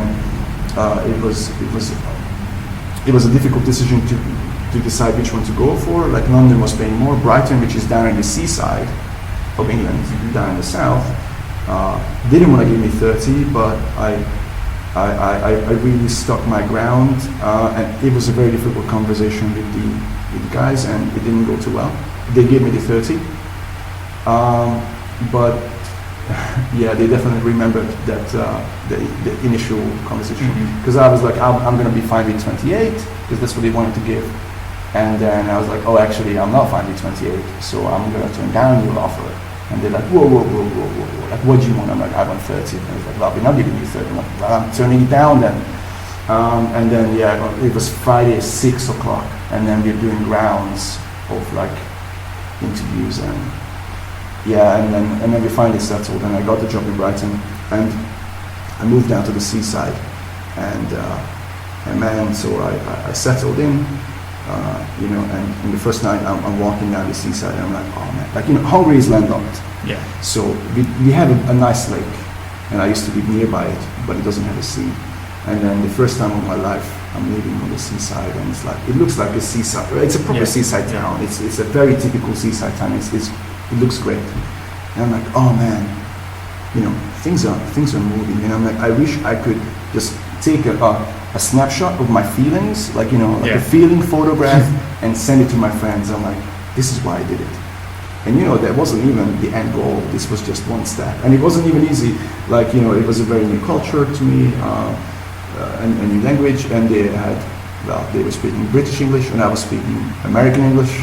So sometimes they didn't understand what I say, so I had to forcefully change the accent. When with the colleagues we were out in the pub, and then they're just talking amongst themselves, and there's loud music in the background. I had no idea what was going on. So anyway, but so I got this job, and then 1.5 years later, as you're doing this job, you see numbers, how much a business is charging to another business, and I was like, wait, what? These numbers are possible? And what? I don't know if I can mention the numbers, but basically it was it's kind of like NDA. I don't know. It's fine with me, but if you can't, that's fine too. I don't know. But anyway, so I was like, whoa, business to business in England is operating on a price level, on a price tag that I just did not think it was real. Yeah. And again, I wish I could just, I could convey this feeling to my Hungarian friends. I'm like, dude, everything that you do in Hungary, if you just bring it here, it's worth so much more. And then pretty soon I started freelance contracting. And then I realized that you can just ask for whatever money that you want. Yeah. And if you're not an employee, if you're a professional, and if you brand yourself the right way, your salary, which is not a salary, it's an income now because you're not an employee, it can just double or triple. And I was like, well, can I ask for more? You know, and every a contract lasts for like 3 months, 4 months, something like that. And at every job that when I would get a new one, I would just be like, okay. And this is like another actionable tip. Yeah. If you're a freelancer or a contractor or whatever, you're charging people. If their hand on, you know, when you're signing a contract, if the other party's hand is not shaking and not a bit like, I don't know, is this the right amount that I should be paying to this person? Then you're not charging enough. Mm-hmm. Don't shoot yourself in the foot. You know, like, raise your prices as much as you can, and then if nobody's paying it, well, fine, and then drop it. But if you're in a market where there's many jobs coming and going, well, just shoot for the stars. Yeah. And you know what I found out? Especially if you've got some savings, right? If you don't need to get a job tomorrow, you're in a much better position. Exactly. Yeah. And you know, like, just after doing one contract, because it pays like 3 times as much as a normal job in England, you already had savings. Yeah. After just one contract. Right. And people were like, no, I cannot miss out on a week. I'm like, of course you can. You just earn 3 times as much as you did in your previous job. If you don't work for a week or a month, it's fine. Yeah. And if you don't have a family, I didn't, and I still don't. You know, no kids, no wife. Man, like, this is the time to experiment like that. You know, I was in real estate for about 10 years, and I bought and sold properties and did things. And so I was, constantly making offers on properties. And some of the people that I talked to in real estate that I learned from, they said, if you're not embarrassed when you're making an offer, you're probably offering too much, and some people are saying, oh my God, he's one of those guys that tries to steal people's houses or whatever. Like, they can say no, and most of them do, but sometimes they don't, and sometimes, like, one of my best examples was, and just on this, like, just throw the offer out there and see what happens. I made an offer on a piece of land that was 70 acres that could be divided into 10-acre pieces. So it could be 7, 10-acre pieces of land with a nice home, with a view of the mountains and all that. Right. And I forget the exact numbers now, but I made an offer, actually, it was roughly $5,000 per acre. And, so that'd be about $50,000 per home site, which is probably about half of what they were worth, maybe even less than that. But it was an estate property, and I wound up talking to the granddaughter of the person who had passed away and left the estate, and she was in Chicago, and I said, hey, I'm interested. And there was an interesting factor going on which helped my side of the negotiation, was they were thinking about downzoning that area. So which means instead of being able to put 7 homes there, it could go to like 2 or 1. Which, of course, it's one really big lot, so that lot would be worth more than any of the smaller lots, but not even close to the total value. And I told them, like, hey, I don't know if you've heard about this because you're in Chicago and you're totally out of the loop, but I said, this property could drastically be devalued if they pass this thing. And it was totally true. So I had this huge negotiating, card. But the thing is, if I was to, like, get my hands on that property right now and start the process of dividing the land, if they pass that law, since I was already in the process, I'd be, like, grandfathered in. Okay. So I said, like, if you're going to do something with this, I would advise you to do something really soon. Right. And she said, okay, that makes a lot of sense. I'm still dealing with some other family members, deciding what we're going to do. And I said, okay, well, she said, if you're willing to make an offer, I can show it to them and everything. So I said, I will. Okay. So I wrote up an offer and I mailed it to her. And I heard nothing for, I don't know, probably a couple months. And I was making a lot of offers. It was kind of the shotgun approach. And it sort of seemed like she wasn't interested. Maybe somebody in the family talked her out of it or whatever. They were going to keep it. They wanted to build a house, whatever. And then one day. Yeah, one day I walk into the office, in the morning, and I'm doing my regular routine of checking my box and getting my coffee or whatever.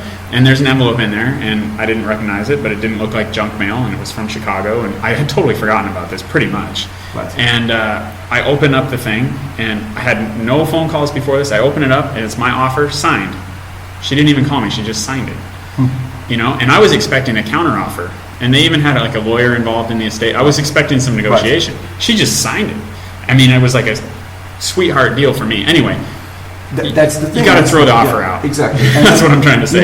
Don't try to shoot yourself in the foot. Yeah. It's the other person's job to beat your offer down. Right. And the very first contract that I got, that was not in employment, it was through my own company. I was referred by a friend who was earning £275 a day. And this was my first ever contracting job in the UK.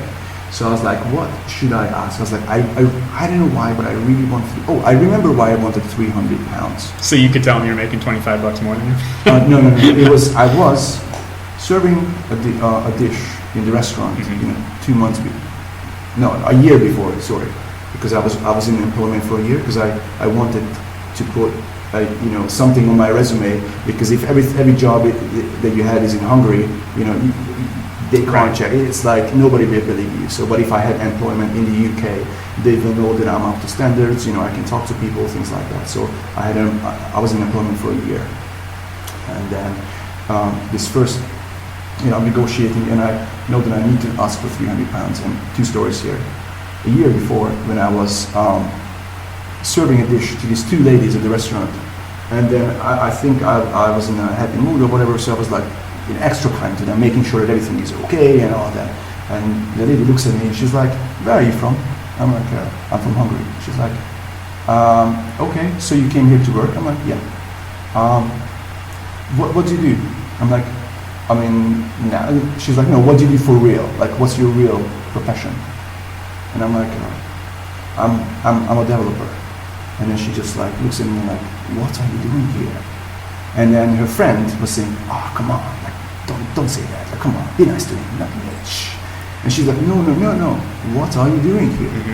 Like, why are you waiting tables? I'm like, well, I just got here like 3 months ago, defense mode. I'm like, I'm just like saving up some money. And she's like, go. And I'm like, okay, question. Because you don't know my actual situation. You just heard I'm a developer, so you don't know anything about me. Okay. This is my experience. Like, I have this many years of experience. This is what I do. I'm like, what do you do? I'm a contractor in IT. I'm like, oh, okay, that's what I want to be. I'm like, okay, with this experience, how much can I get? She's like, 300 pounds. And at that time, I thought, no freaking way. I'm like, there's no way somebody will give me 300 pounds a day. It's not happening. Because that would be how much I was kind of making in Hungary for a month. Right. For a part-time job, yeah. But I'm like, no way.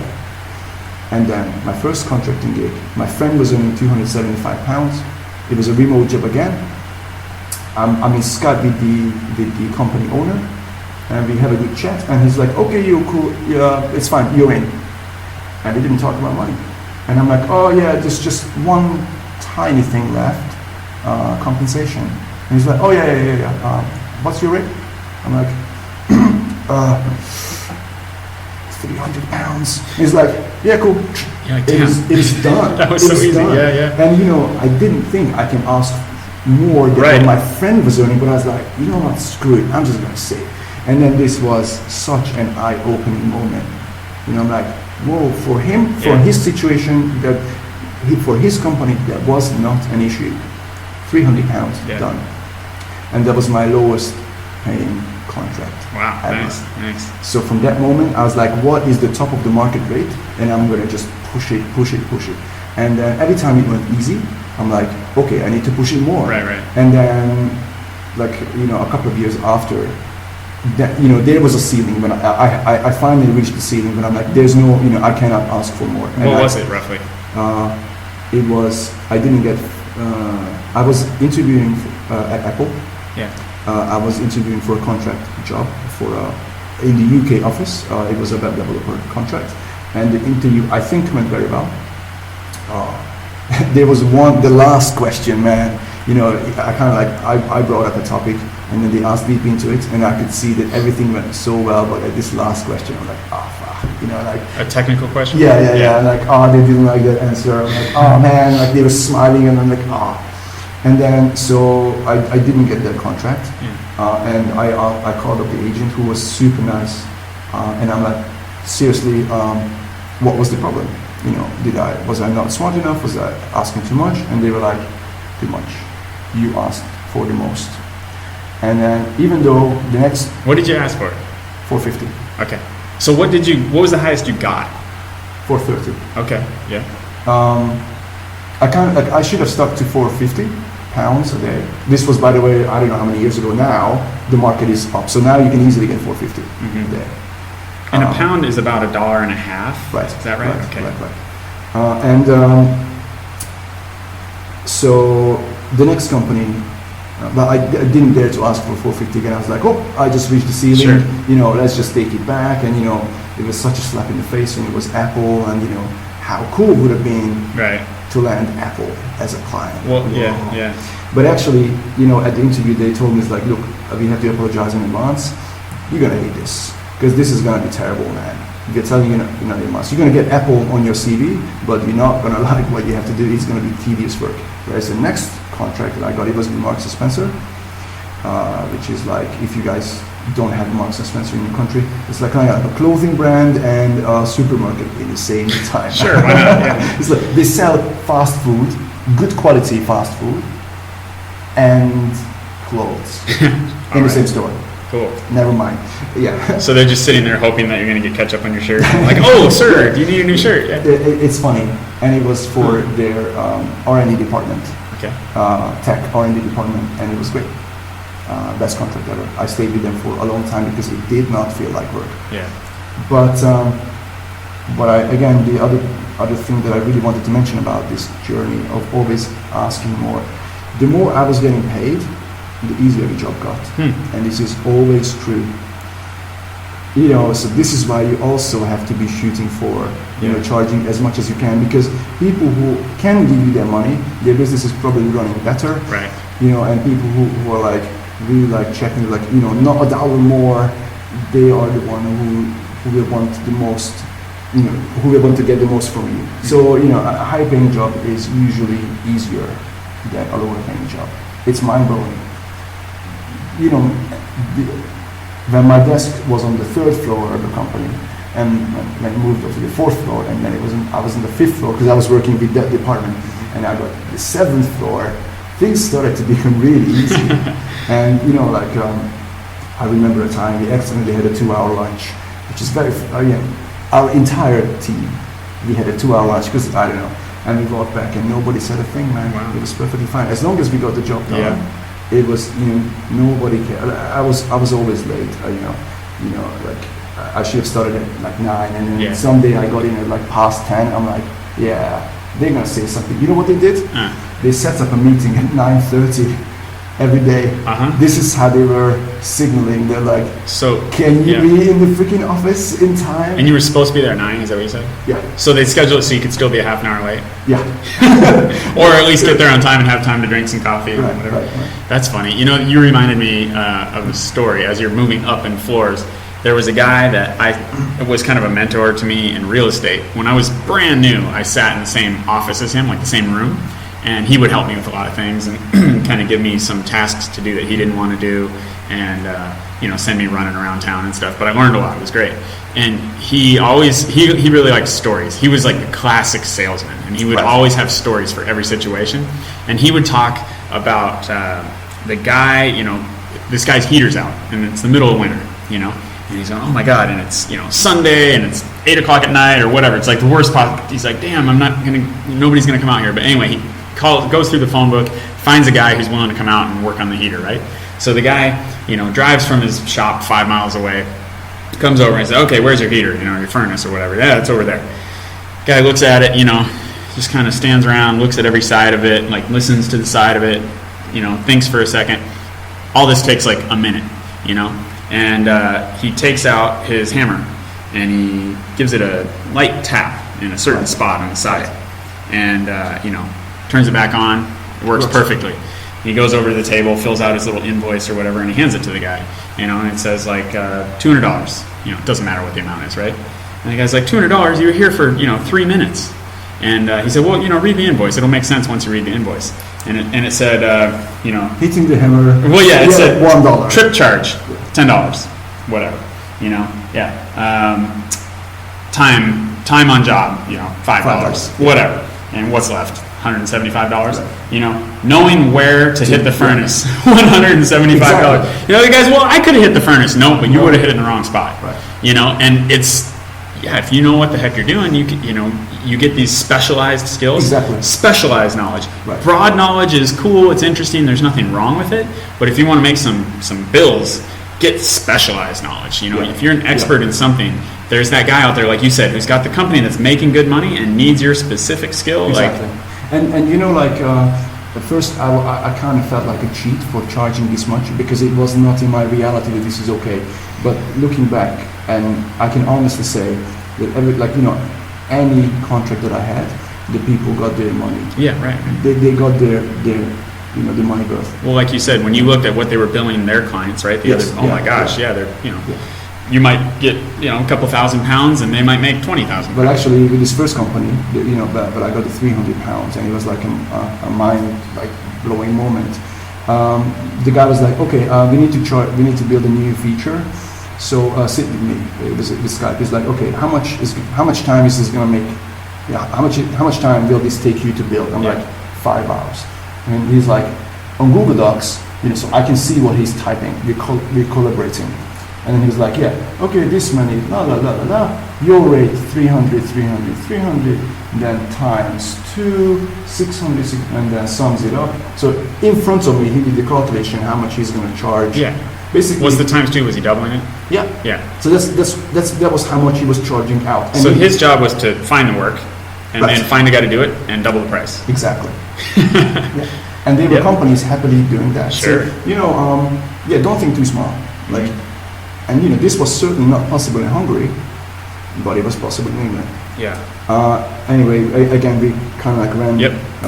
Because now, basically, it's my time in England, like after 5 years. Yeah. But yeah, so after the first contracting job, which was 1.5 years, and I did it for 3 months, and then finally I got to the time and place when I know, like, okay, now I have enough savings, I can go to Thailand. Right. This was what this is it's finally happening, and this is, this entire conversation was kind of like building up to this. So I bought a ticket to Bangkok and back, and I'm like, I was like, I could have read like tour guides, but I was too excited. I'm like, I can't concentrate. I'm like, I'm just gonna figure it out, man. And and I land in Bangkok, and it's hot, it smells different, and people are smiling, and things are just happening, and I get I make some friends on the airport, on the plane actually, sorry, and then so we get the same guest house, and then we have a beer by the Bangkok River, and my mind was just blown, and dude, like the sun is in a different angle. I left for the winter because I knew that, like, the English winter is not that great, much better than the Hungarian winter, but still not that great. But I knew that in Thailand it's going to be good, so I'm like, I'm going to have an English summer and then a Thai winter. I'm like, that's great. And man, like at that moment, I knew that like everything was worth it. And the palm trees are true, the surfing penguins are true, like everything is true. And sure, not everything is paved with gold, so it definitely looked very different than Khao San Road, how ugly that is. Yeah. And but at the time, because it was so new, I was like, whoa. And it's crazy. It's extremes. It's like you'll walk into some gorgeous coffee shop, and then the next place is like falling apart. Exactly. Some guys working on motorbikes. Yeah. But but it was. Hungary like 20 years ago used to be a little bit like that, like in the village, like nothing was like super nice. So I was kind of like used to that kind of vibe. And everything was cheap, much cheaper than England. So I knew that like my money will stretch far. And when my goal was to still have 1 year worth of saving in England when I go back. I didn't want to leave before that, and luckily the first contracting job I needed so badly. So I can be in the right, so I can have enough money in my bank account, so I can make this trip 4 months. And when I go back, I still have enough. But I was like, wow, I wish I could show this to my friends. Like everything is happening, and I after a day, because I didn't really know what to do in Bangkok, I came to Chiang Mai. Actually. Oh wow! Nice. Somebody told me, like, hey, Chiang Mai is cool, you should go there. I'm like, do they have dentists there? And they're like, yeah, they do. I'm like, because half of my tooth broke. I had a root canal in one of my what is it called? Molars? Yes. Yeah. And man, it just broke in half a week before I was on the plane. So I'm like, right, I'm not gonna have it fixed in England because that's gonna cost me £500. I was probably gonna be like £20 in Thailand, and it was £20. They pulled it out. Yeah. So they were like, well, it's like one of those. It was a wisdom teeth. Sorry. Yeah. Oh, okay. Yeah. So like we're like, well, we're gonna pull the bottom part and the top part out, and then off you go. So they did that, and I was in Chiang Mai, and then we went to the jungle and slept there, and rode some elephants, which is not good for the elephants, by the way. Like I only found this out later. Don't do it, but at that time it seemed like a great thing. I've done it too. Yeah. And then we slept in the jungle, and we did zip lining, and but the most exciting thing was meeting the other people who understood what you meant. All of a sudden, you weren't this kid who was just wacky and talking about internet businesses and I'm gonna make it and palm trees, and people just like, whatever, man. There's thousands of people here, and I was like, there's another world here that nobody knows, but it's in the same planet, and nothing works the same way as Europe, and you can choose which one you want, man. I'm like, whoa. And I didn't know what kind of internet business I'm going to do, but it didn't matter because I knew that I can just go back to England, and that's what I ended up doing for the next 3 years. So go back to England for the summer, so the English summer was my winter, and that's a good trade. Right. And I didn't have any problem working during the summer months. This is when companies are looking for contractors because everybody's leaving for holidays and things. So these are the best months. And there was like a year when I only worked like four months, man, and that was enough money to pay for more than everything in Thailand and still save. And then my mind was, man, I was like, why would you stay in Hungary and keep your job that you don't like? And I had friends who had to get up at like 5 a.m. in the morning, and then I'm like, just come here, come. And then the river of excuses came.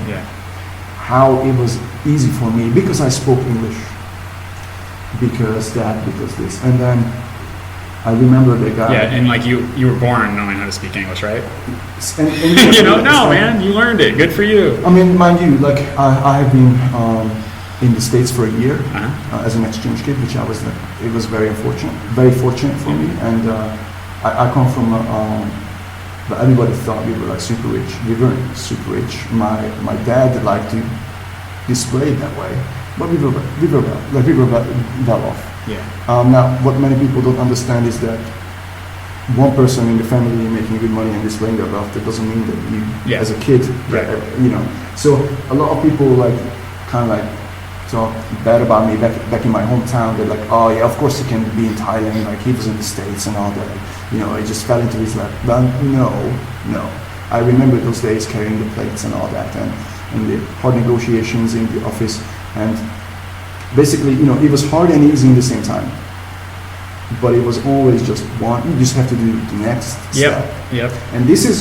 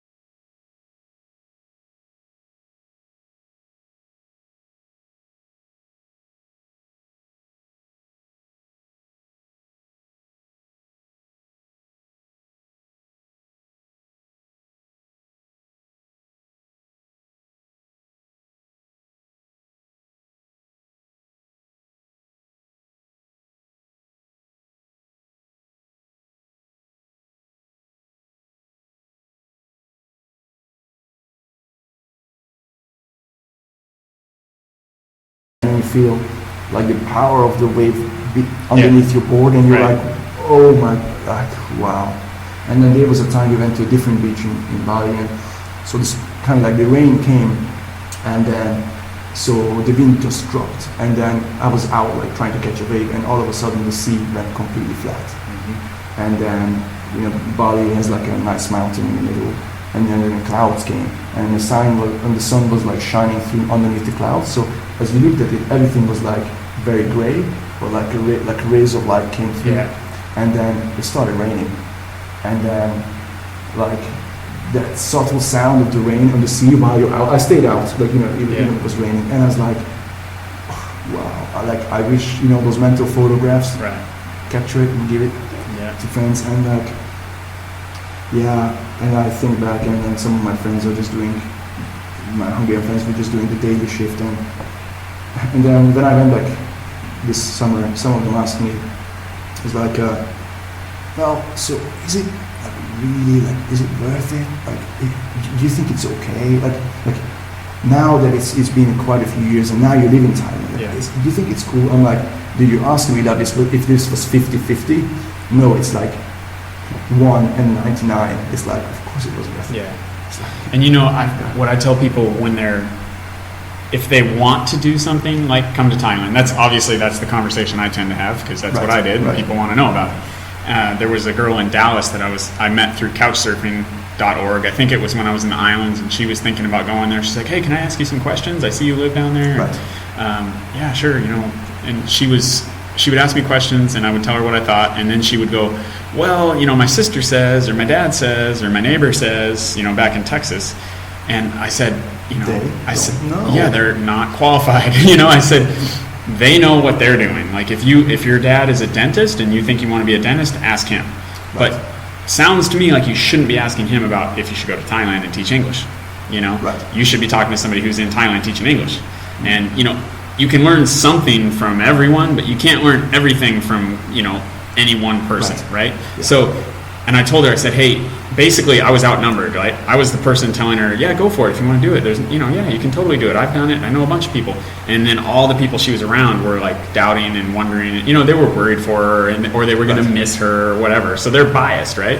But I said, look, the people who understand you are here. Like, if you want to meet them, get over here. Exactly. You know, the other people that were thinking about going to Bali and surfing, you met them in Bali surfing. Exactly. You know, you don't, yeah. So I would say just, if, you know, whatever it is, you know, if your dream's something completely different, you want to be an astronaut, you know, go get a job at NASA, or go join the Air Force, or whatever it is. And you know, if you can't commit, if you're like, well, I don't know if I would like it. Generally speaking, I have met some friends who didn't like it, but now I know why. Like, you know, they still didn't give it a good shot. Like, they came with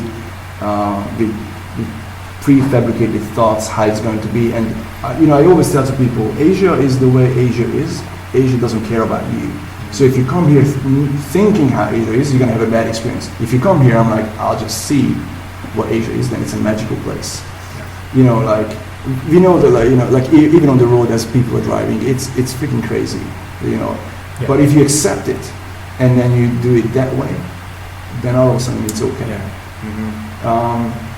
So, dude, and then after these experiences happened in Bali and Thailand, I went back to England.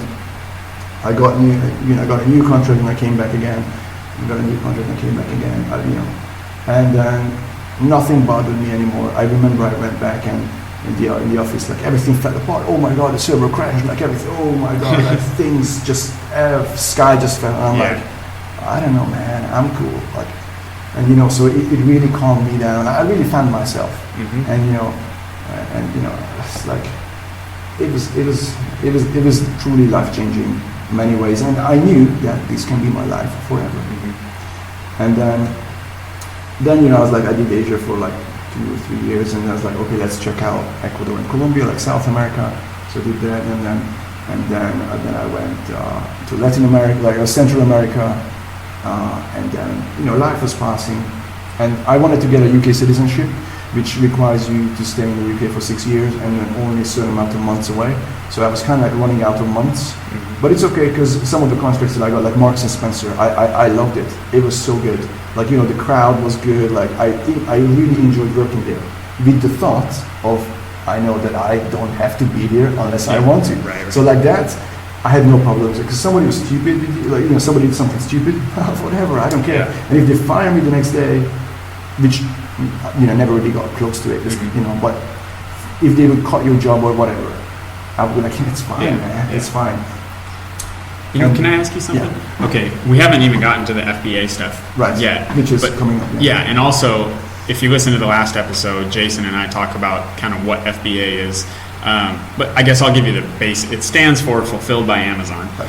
Basically, the idea is you get some product, whether you order it in China or you make it in your garage or whatever. You ship it into Amazon and it sits on their warehouse shelves, and you sell it on Amazon and they ship it for you. So even if you're over here in Thailand like we are, and you're just, you know, making Skype calls and sending emails to your supplier in China, they're shipping it over to Amazon, you're selling it to people in Nebraska and Florida, and it's shipping out. It's not sitting in your spare bedroom or your garage. So that's what Aron and I are both doing that now, and so is Jason.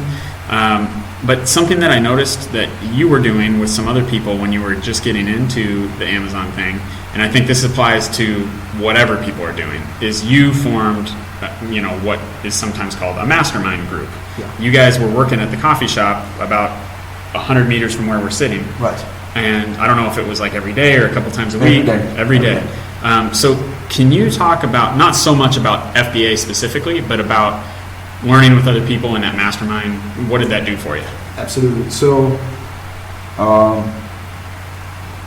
after you spend some time, you know, traveling, you find that the people who you connect with, because you have this mindset, they are also here.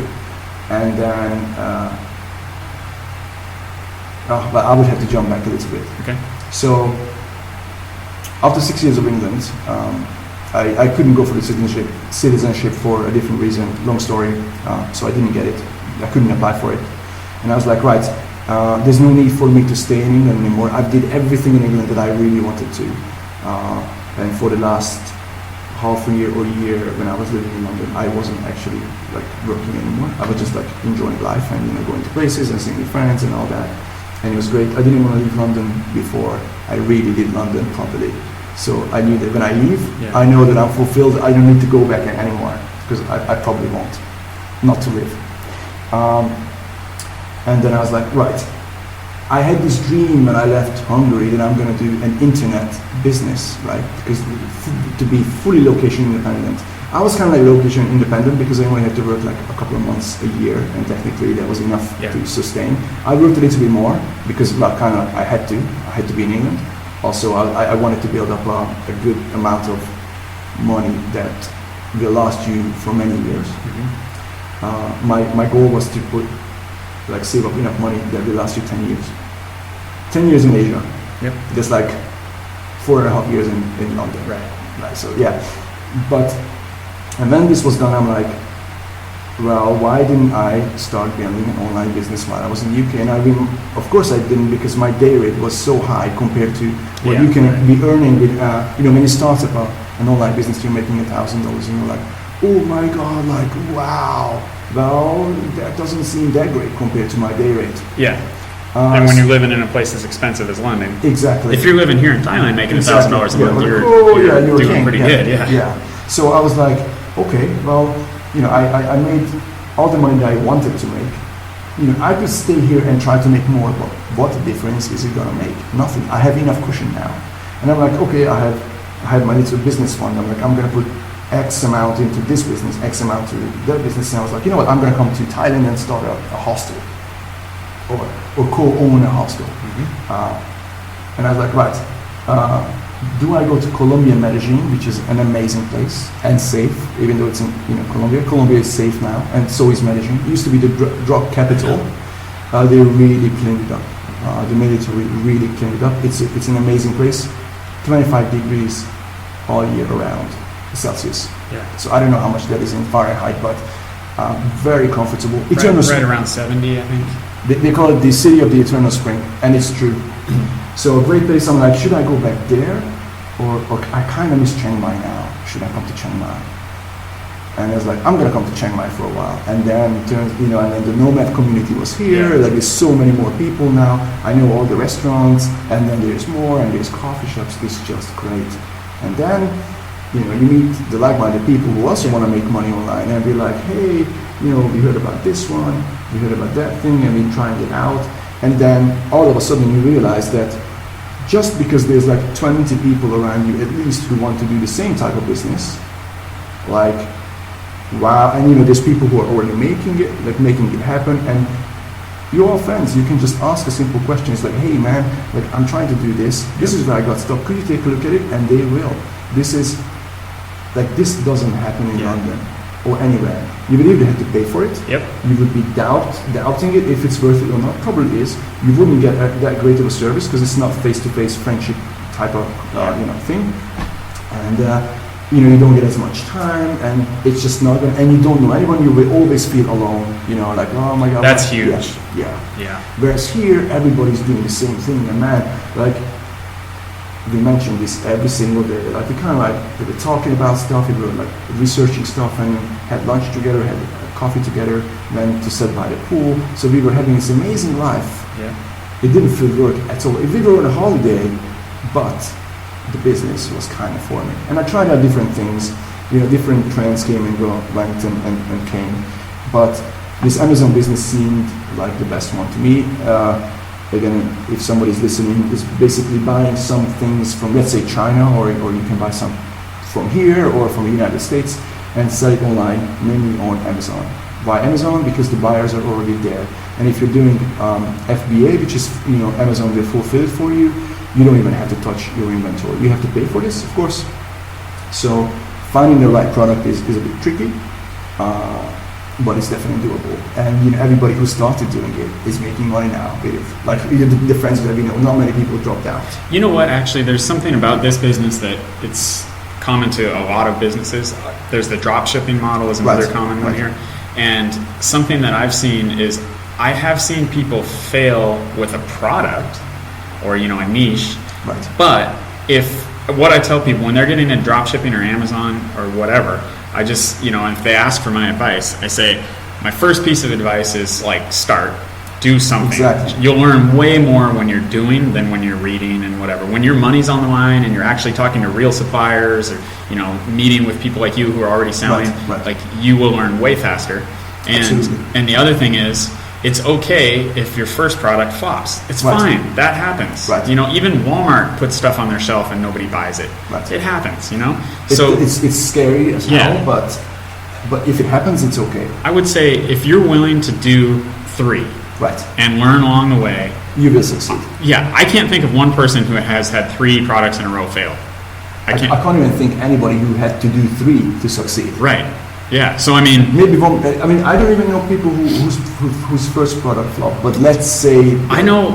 Here are like the worst case. How I like to shine the light on the worst case scenario. The ones I can think of that didn't work out. There was a drop shipper that I know who he didn't follow the model. He took a course, but then he tried to do it kind of his own way, and it didn't work out. So don't do that. The other one, like we both know a guy who was gonna do a product on FBA. For whatever, I don't know why, but he didn't act that quickly.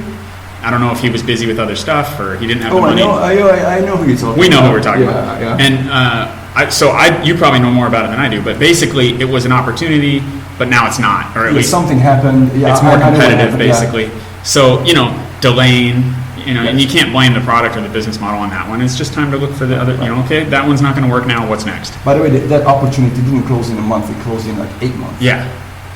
So it's not really his fault, but he could have acted, like if he wanted to, he could have acted on it quicker.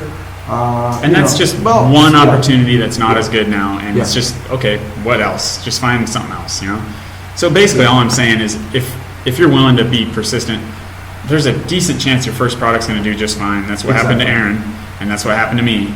But if it doesn't, just do another one.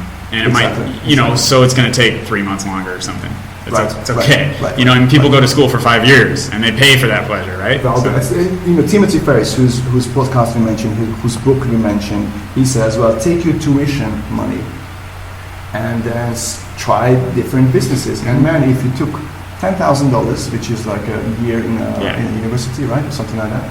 If you brought that to Thailand, that's like half a year of quite a nice lifestyle. That's very nice. Yeah, like half a year plus your first product. Right, definitely. And you can go home. Yep. Or do whatever. If you are from an English-speaking country, you can easily get a work permit. You know, when you come here on a tourist visa, you cannot work, but you can get a work permit, and you can teach English as well. Yep. It's like $10-20 an hour, so you can easily sustain yourself if you really want to. And there's legal ways, like you don't have to be shady or dodgy with it. And so like you were asking, like the mastermind. Yeah, and then so we got on that, and then things just started to happen, and I was like, right, well, I moved to Thailand, so now it's time to make an online business, because I'm not doing my day rate. I'm not getting my day rate anymore, and I'm fine with it. Like I'm like, I did that enough, and I enjoyed it, but it's done. It's over. So we started doing this Amazon thing, and it worked out well. Yeah. it just did. At the moment, it's one of the easiest business models, I think. Like I said, I tried a few other ones. As a non-native English speaker, I kind of was looking for something where I wouldn't have to talk to people at all the times. If you're dropshipping, you might need to email people a lot or call them. If I call them, if I have to talk to somebody on the phone, it's not a problem. I have an accent, they can hear it. They know I'm not a native person. If I say something silly, or like grammatically doesn't work out well, they know, they're like, yeah, it's fine. But if I write an email and there's like silly grammar mistakes there, I'm just gonna look like an idiot, and they won't know that I'm not, Also, it might not be a good thing that they find out that I'm a foreigner, because they probably think I'm, someone from the US, and then they find out like, what, you're Hungarian in Thailand? Oh yeah, probably some mafia guy. Yeah, it's like, so this is why I didn't do drop shipping at the end, but with Amazon, I don't have to talk to customers a lot. Yeah, I got my first message yesterday. I got some notification on my phone from the Amazon app, and it said like, message received. I'm like, what is this? And I look at it, and I still don't understand exactly what happened. I think the message came from a customer, not from Amazon. But all it said was something like, please use email, and then it said like, email blocked. Like, I don't know what was going on. I know, I can tell you what happened. Like the customer emailed you that, hey, please use this email address, but Amazon doesn't allow, because everything is going through Amazon system, and they just block the email address, because they don't want you to use anything other than them. Okay. So I get a few emails, because like I email my customers, and anytime somebody buys from me, I make sure that I follow up really well with them. So any problem that they have, or even just sometimes just thank you notes that they want to say something that comes through to me. So I get like 1 or 2 emails a day now, because it's Christmas. Normally it's like maybe 5 a week. Yeah. Okay. So and it's fine. So that's okay. So literally I had to work like 5 to 10 minutes a day to maintain the business. That's not to grow the business. Yeah. I forgot to say that when you were talking about the title of the 4-hour work week. A lot of people that I know here are in the position where if they want to work 4 hours this week, they can, but they don't normally do that. Because they're building a business. Right. Also, they kind of enjoy it. Right. So they just chat about it, like they're looking at stats. What are you going to do for the other 20 hours? Or wait, no, that's a week. You know what I mean? But you can, if you want to take a couple of days off and go zip lining, or go to the, fly down to the islands or whatever. So with the current product, I really didn't have to touch it for quite a long time. So I was actually living the 4-hour work week life. Yeah. And it's great. It is great. And sorry, I just want to give another couple quick tips. If this all sounds great to you and you're like, why am I not in Chiang Mai or not that's somewhere? Exactly what I was going to talk about. But Check on Facebook. There are a bunch of Facebook groups. The one that I started is called Chiang Mai Digital Nomads, and it's the most active one of the digital nomad crew here in Chiang Mai. And there are ones in, if you have a different city on your mind, look it up. Just go to Facebook and search whatever city digital nomads, and there may be one. I know there's one in Saigon, there's something in the Philippines, and you can connect with these people, like we're saying, so that you're not crazy, because there are other people doing it. And people are in there asking about like which neighborhoods do you recommend, what are you using, how does the bank account thing work? There's all the specifics, all those unknowns that you want to get figured out. You can figure them out in a Facebook group for free. That as well, but I would say don't even worry about it too much. Just come here. Right.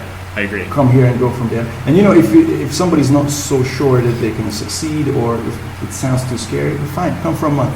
Yep. Check out the lifestyle. That's right. Don't go for 2 weeks. That's not enough. Come for a month, and then travel around and all that, and then you'll see how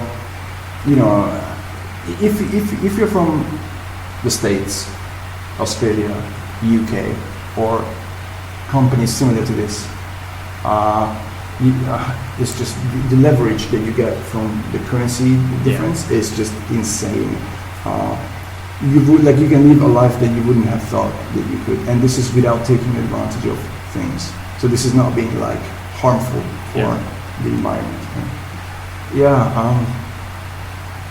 So one thing I also wanted to mention, and before I started my online business, the current one, FBA, or before I was in England and the day rate was decent. And I heard other people's stories. There was always something in it. It was like, well, yeah, but this is very specific to you because Aron, you were a developer. Like, you could do it because you were interested in it, but I'm not. So obviously I can't do your path. Yeah, but there's always a way for everybody. Like, there is always a way. And then knowing that the Hungarian dude who was working 16-hour days washing dishes, and now he achieved what he wanted. He wanted to bring his family over, live in a nice house, and raise his family, and he's doing it. So like anytime when people say I can't, I'm like, there are cases when it's probably true, but that's maybe like 1% of the people who say I can't. So you can always do something. Yeah. Let me plug my game real quick. Sure. I haven't done that yet. I usually do that earlier in the show, but we have been having a good conversation. So, all right, we're back. Impromptu little break there, little stretch break, bathroom break. So, my game, Better Me. I was about to plug it. I've got some cards sitting here on the table, and we'll draw one in a second. But if you haven't heard of it, Better Me, the game of growth and friendship. And what it is, the easiest way to sum it up, I think, is it's a personal development board game. And it's designed to spark conversation and reflection, but also to get players to take real-world action. So you actually make commitments to things that you'll do after the game. And then you have an accountability partner who also wrote down what you're going to do, and they'll hold you accountable and make sure that they'll check in with you a day later, a week later, whatever it is, and see if you did what you said you would. So we have a guest in the studio here. Ping Pong is staring at us. That's my dog. He just came inside. So anyway, let's draw a card, Aron, if you're up for it. And Aron's played the game before, so he kind of knows the deal. And I was gonna say, not to upplay your game, but it's a good one. So I really enjoyed it. It's a great icebreaker if you have a company or a startup, or you're part of any mastermind, or even with your team. It's a great team building tool. So I can highly recommend it. Thank you. And then let's play the game. So I just drew some kind of random cards out from 3 different categories: people, heart, and mind. So you're the guest. Why don't you pick one? And afterwards, I think I'll just have a few tiny things to mention. Yeah, absolutely. This is like a commercial break, basically. Oh, okay, cool. All right. So I'm gonna draw a mind card. A good one. Do you want to explain how the game is played, or why am I drawing your card? If you want to kind of see the game in action, you can go to bettermegame.com. But basically, you roll the dice, you land on a space. Like in a real game, he would have just landed on the mind space and would draw a card and read it out loud. So that's kind of what we're simulating here. And then, the question on the card is change scary or exciting? Is it both?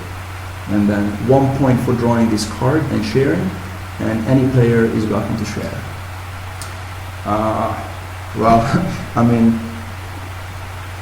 Change is scary and exciting at the same time. Like, I think the last, is it 3 hours now? It's 3 hours of rambling. 2:05. All right. It kind of proves it.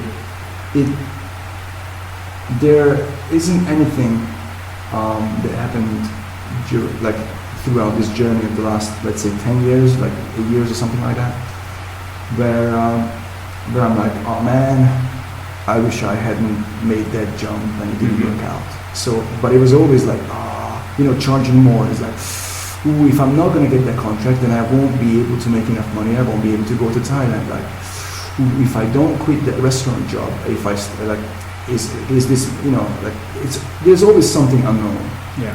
Leaving to England without like knowing much about it.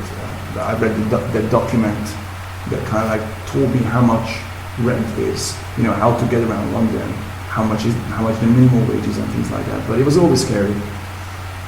But when you made the jump and you just landed, then all of a sudden it's super exciting. Yeah, definitely. So. Yeah, I think there's sort of two sides of the same coin. It's like you can call it, you're scared or it's exciting, whatever, the butterflies, it's right, like, right. Is it anxiety? Is it excitement? What is it? It's kind of all of it. Right. And it's perfect because this is a good card for you to draw, I think. And I find that it's both too. And like we were talking about getting a little bit outside your comfort zone, the more you do it and the more you get rewarded for doing that, I think maybe you start to like it more and you think right. of it more as exciting than scary. Right. Not that you can't get scared anymore, but you start to it's almost like that adrenaline rush, like, man, I'm doing something, there's possibilities here. So, yeah, cool. So that's the game. That's Better Me. Do you want to draw a card as well? Yeah, why not? And, I forgot to mention, you can play this game free, or you can buy it. You can buy it on Amazon, of course, or you can buy it at bettermegame.com. We ship internationally if you buy it on the website. If you buy it on Amazon, right now it's just in the United States. But we can ship anywhere in the world from the website. And you can print the game if you don't want to buy it. You can just print the game board out, you print the player sheets out, and the cards are all online. So you can play it totally free. There's no catch. We don't even require your email address for that. So, okay, I'm going to draw one from the heart category. It's my favorite category. Share a favorite memory of overcoming a challenge and receive 1 point. The one that comes up for me usually when I think about this is when I was in real estate. I did that for about 10 years, and I still have some property and I'm still somewhat involved in real estate back home. But I was buying and selling stuff myself, accumulating rental property, dividing land, and I was really on a hot streak for a while. Things were going very well. I had that like 10 years in the bank that you were talking about, at least for sure in Thailand. Maybe it would have been 10 years in the bank for back home. It could have been. It was like $130,000 cash in my bank account. And I was thinking, now what do I do? It was like a choose your own adventure book. Do I just go to somewhere like Thailand, or I decided to invest in property that I thought would pay me monthly, $3,000 or $4,000, right. Which would mean I'm basically retired if I want to be. I can go do whatever I want to do. So I bought an 80-unit apartment building down in Texas, and it was really 20 fourplexes. And that, I bought a lot of fourplexes because the financing was really good. But it was basically a big apartment complex. And it went down in flames hard. It just did not cash flow. And that's normal in the very beginning, but we weren't able to turn it around as quickly as we needed to. So we were bleeding like $10,000 to $15,000 every month. And when I say we, it was a family partnership. And, I was responsible for that. And we're just losing money every month. And eventually we just had to let it go because it was going to bleed us to death. And so all the cash that we put into that, which was like pretty much, actually it was like, by the time we let it go, it was all that cash I had in the bank was gone.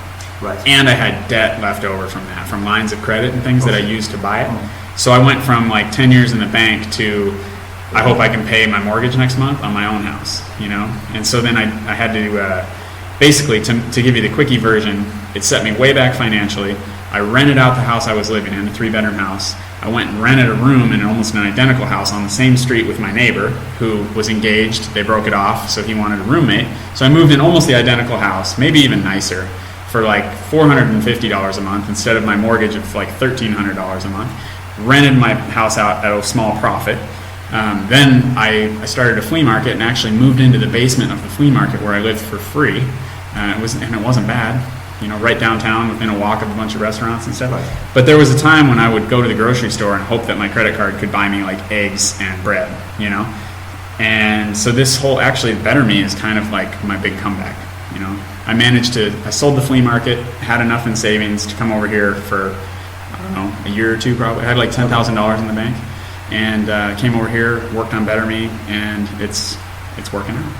So Better Me's selling well, and I'm almost back to that, I'm feeling like I'm on the upswing again. Plus you have, I mean, you don't have to mention the number, but I know you have some income coming in from like ads on websites and things like that. So that sustains you, right? So Yeah. it's not like...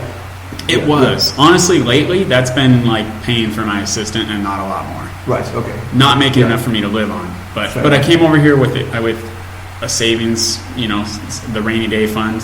And so when that happened, Right. I didn't have to go back home, basically. Right. I didn't have to go get a 9 to 5. Okay. So, yeah, but Better Me is like, it's kind of my home run swing, really. Okay. Like, I'm going for it on this one. Okay. And it's working out. That's awesome. So, yeah. Cool. So you said you had a couple tidbits, a couple more things you wanted to share. Yes. That's the end of the Better Me commercial. So yeah, like we caught the story when the lucrative but kind of like 9 to 5 contracts were over. So no more day rate, things like that. We moved to Thailand. Like I moved to Thailand with 10 years of money. So like I know that, like I knew that, like I don't have to get anything done quickly. And I looked into like co-owning a hostel or something like that, which would be crazy amount of money in the UK. But again, this is Thailand, so it's not it's not that difficult to achieve. But then the political situation was a little bit shaky. There was a coup, military takeover, things like that. It's kind of difficult to have a Thai business because you have to have a Thai business partner who owns 51% of the business. So there's a lot of trust issues, things like that. I'm like, yeah, let's not do that. And then started doing this Amazon thing. And with every online business, you're like, if it's making $1,000 a month, like, I'll be happy. And which was exactly my mindset. Yeah. And we'll come back to, like, I'll have one thing to add about that. And if that sounds crazy to people at home, my expenses here are probably $700 or $800 a month, and I'm not really even trying to, live as cheaply as I can. My apartment's twice as much as some of my friends. Right. And it's still like probably under $800 a month for me to live. Dude, I spend big. I spend $1,000. Yeah. I mean, on everything. Yeah. And this is 600 pounds. And that's eating out every meal, right? Oh yeah. It's like restaurants. You do whatever you want. You really need it. Like, so extremely nice. If somebody's listening right now and somehow has $1,000 a month coming in from and they're location independent, they can take that anywhere. You already have enough money to live here. Exactly. So come on over if you want. Absolutely. Yeah. But then here's so this is the time when a big paradigm shift happened to me. I always looked at these online businesses because of my past. Initially in Hungary, starting like wanting to start like an online business selling ebooks and and it's like a bit like shaky, like it doesn't have a good foundation. It's not necessarily sustainable. It's certainly working for some people, but not for everybody. It now has quite a bad rap. So it's like, well, I wonder if this Amazon thing is like sustainable and things like that, and how big can you grow it? And then I went to and then luckily my product was catching on. So it surpassed the goal that I had in mind, like way better, and it's like very quickly it started to pay for everything that I was doing and some more. So actually, I have good savings from that. So it's paying more than I spend and all that. But I went to a conference in Bangkok called the DCBKK, which stands for Dynamite Circle Bangkok Conference. And it's a paid, it's $50 a month to be part of the forum and all that, and a lot of people in Chiang Mai are part of it. So I'm like, you know what? Let's take things to the next level. Let's join. They'll check it out.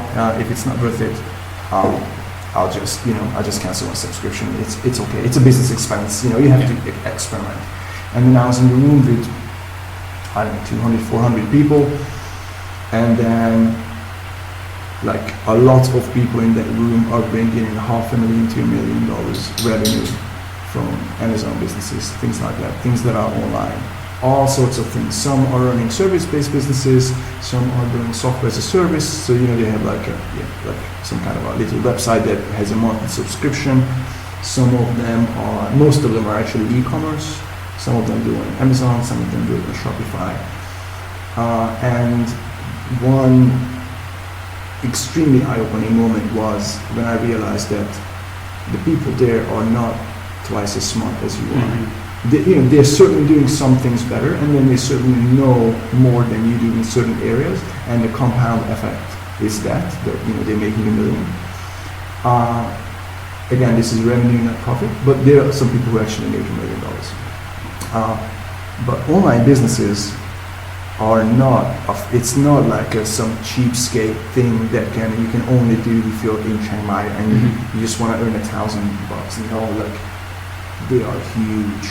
And then, so when I was, in England and I was earning my day rate, and I was like, there's no way I'm switching back to online businesses now, because, it can be never as big, never as lucrative as this one. And frankly, like the last couple of years, the contracts that I did, they were hard. Of course, there were days when you had to work really hard, but actually they were quite enjoyable. So I thought I'm getting a really good deal. I really wish I started the online business earlier, because you always have to surpass $1,000 a month, and you always have to surpass 10,000, and then you're always going to start small, but you can scale it up a lot. So I was thinking, that I'm going to be very comfortable living here, like making a little money, and I can live like a king here. But now the goals, and this is when I really don't want to mention the numbers, because they're big and they would sound, like the goals that I have, the numbers that I want to reach now, they were not in my mindset a year ago. That's like that comfort zone we talked about, exactly, right? Like, man, that bubble has been burst by many, many pins in that room, and I'm like, and you have to work hard, of course, but the same amount of hard work that I had to put in to get here, which was not hard, it's just uncomfortable steps at the time. But in the big picture, it wasn't, like super hard. And it's still hard, but much easier than actually having to move to England from Hungary, or having to wait on tables for minimum wage, and not, it's actually easier. And get started now. Yeah. Because with the upside, like you can't imagine, like if you haven't looked into it or you haven't met the people actually in this business, you can't even imagine the upside. You're really talking about that, downside and upside, what you can lose and what you can win. It is really 7 figures in dollar. Like in a dollar amount. It's mind blowing. And you can start with very small risk. Yeah. What did you risk? Like $1,500 on your first product? Is that right? $1,700. So $1,700 was that I paid for my initial order of 500 units in my product. The graphic design being done, some copy. Web copy, ebooks, things like that, marketing material, and then the initial, I gave away like 25 units for free, just so people can use it and leave me like reviews and things like that and get the ball rolling. It's nothing. Yeah. It made it very quickly. And if you don't have that, you can do affiliate marketing, exactly. You can do drop shipping. Exactly. We talked about, again, in the last episode, we talked about some of the alternative models. If you don't have any money to start with ordering products, there are ways to get started. And if you are from the States, Australia or England or whatever, you really should be having it. Like you should have that much savings. And if you don't, well, there's something that you can change that can get you that amount of savings very quickly. Even if you have a 9-to-5 job, there's just no way. I was there and I was saving. I know it can be done, and it wasn't that hard. And if you're from a country that's not as well off as these countries, well, unfortunately, just like for me, it's a little bit trickier. There had to be an intermediate step, or maybe you'll figure out a better way than I did. It's fine. Well, if then you have to go. You go somewhere else and you earn some money there, or there's always a way. I agree. Yeah. It's about fundamentals too. Some people need to change their spending habits a little bit. What do you prioritize? Do you want the fancy car with the big payment? Do you want to go out to drinks every night, or can you sock some money away to get that $1,700 to start and maybe change your life? And then we completely sidestep this discussion, because that's in the 4-hour work week book.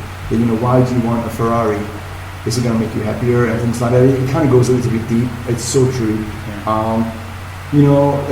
If you want these kind of things, like a Ferrari or a very expensive house, think about why you want that. It's probably because you want to achieve a status, which you want for certain reasons. If you're a guy and you're below 30, you probably want to impress girls. Well, there's other ways to do that. Yeah. So, anyway, Yeah. get started as quick as you can, or if you don't know how to get started, come out here. If you're not coming to Thailand or Chiang Mai, just take a trip. And then, what was that book? Eat, Pray, Love? Mm-hmm. I haven't watched the movie, but like when it came out, I'm like, oh man, this is exactly what we have been doing. It's just. I actually still haven't read it or watched the movie, so I'll take your word for it. I heard it's a little bit cheesy, so I haven't, like I said, I haven't watched it either. And I'm like, I've been to Bali, so I don't need an American actress to show me how cool Bali was, because I was there, so I saw it. But yeah, like watch that movie and watch the beach. That might be their version of the penguin surfing thing. Exactly. And those movies are 100% real. So if you doubt yourself for every second, it's like, oh yeah, but that's nice, but it's a story. It's true. The ones that come to mind for me there's one called 180 Degrees South. It was awesome. They all go down on a sailboat to Patagonia. And then there's I can't remember the name. There's this motorcycle road trip movie from the 70s that I loved. I forget the name. But then there's also Endless Summer. You ever seen that one? You'd probably really like that. It's about surfing. It's these guys surfing all around the world. And if I remember right, they did standby every time. Like they made a really small amount of money on airline tickets to like get them really far. Okay. They were just beach bumming it all around the world. Now they probably would get a laptop and do FBA. Right. But back then they're like, that didn't happen. So. And yeah, dude, like FBA wasn't around 4 or 5 years ago, or maybe it was, just nobody knew about it. Like, this is a great time. So please join us. Yeah, come, and if you guys do end up in Chiang Mai, we have meetings all the time. We have FBA meetings. There's just like go out for drinks meetings. They just did, actually, what is today? It was yesterday that you had a group that went and watched Star Wars, and then there was another group last night that went and did it. There's all kinds of social stuff going on, and if you're in that Chiang Mai Digital Nomads group, you'll see that stuff. You'll see the invitations, and people here are really open. I mean, like, come on, we're going to the lake, we're going to the pool, or whatever, come and hang out. So, anyway, best of luck to everybody out there that's listening. I hope you got some valuable tips in this episode. Thank you again to Aron for coming on. I appreciate it, and congratulations. It's been you're one of the people that inspired me to really get going with this Amazon thing. I mean, there are several people that live in my building and nearby that are really doing well, that has like fueled my fire. Right. We know multiple people making 20 grand a month or more on this thing, profit. Personally, who are amongst our friends. So I know some people will be like, well, are you sure? Can they lie? Sure they could, but they are our friends. And I know that they're making that. We know what they're selling, and we can go look at their listing, we see the amount of reviews they've got. So I mean, it's very real, and so I still have people that the bar is higher than where I'm at, and like those people you met in Bangkok, it's like the possibilities keep expanding. So it's. And this is really the last sentence. I really thought that when moving out here, it's kind of like you had the busy life in Europe, and now it's like kind of like slowing down. No, the quality of life is shooting up, but so is the business. Like everything is just shooting up, and things just keep getting better. And I thought that okay, this is cool now, and it's probably going to stay like this. No, it's still ramping up, and it's just great. I'm thankful for every day, seriously. And then now we're gonna hang out in the balcony, and the sun is going down. And you just and you live on the 5th or 6th floor, and then you can overlook a bit of a forest, a bit of a mountain, and it's just sitting in the hammock. It just feels so great, and it's absolutely real. It's true. Guys, go to, if you want to follow up on, I'll post some of these links, like the Nomads group and things like that. At odonlife.com. I think this is episode, what did I say, 16? Anyway, go there and type Aron. You'll find it, Aron. And great, you guys. We'll see you next time. Good luck with everything that you're up to, and appreciate you being here, Aron. Cheers for having me.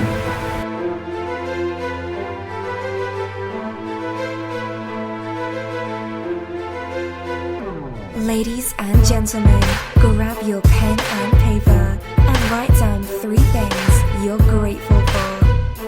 This is OD on Life. Come get high with us.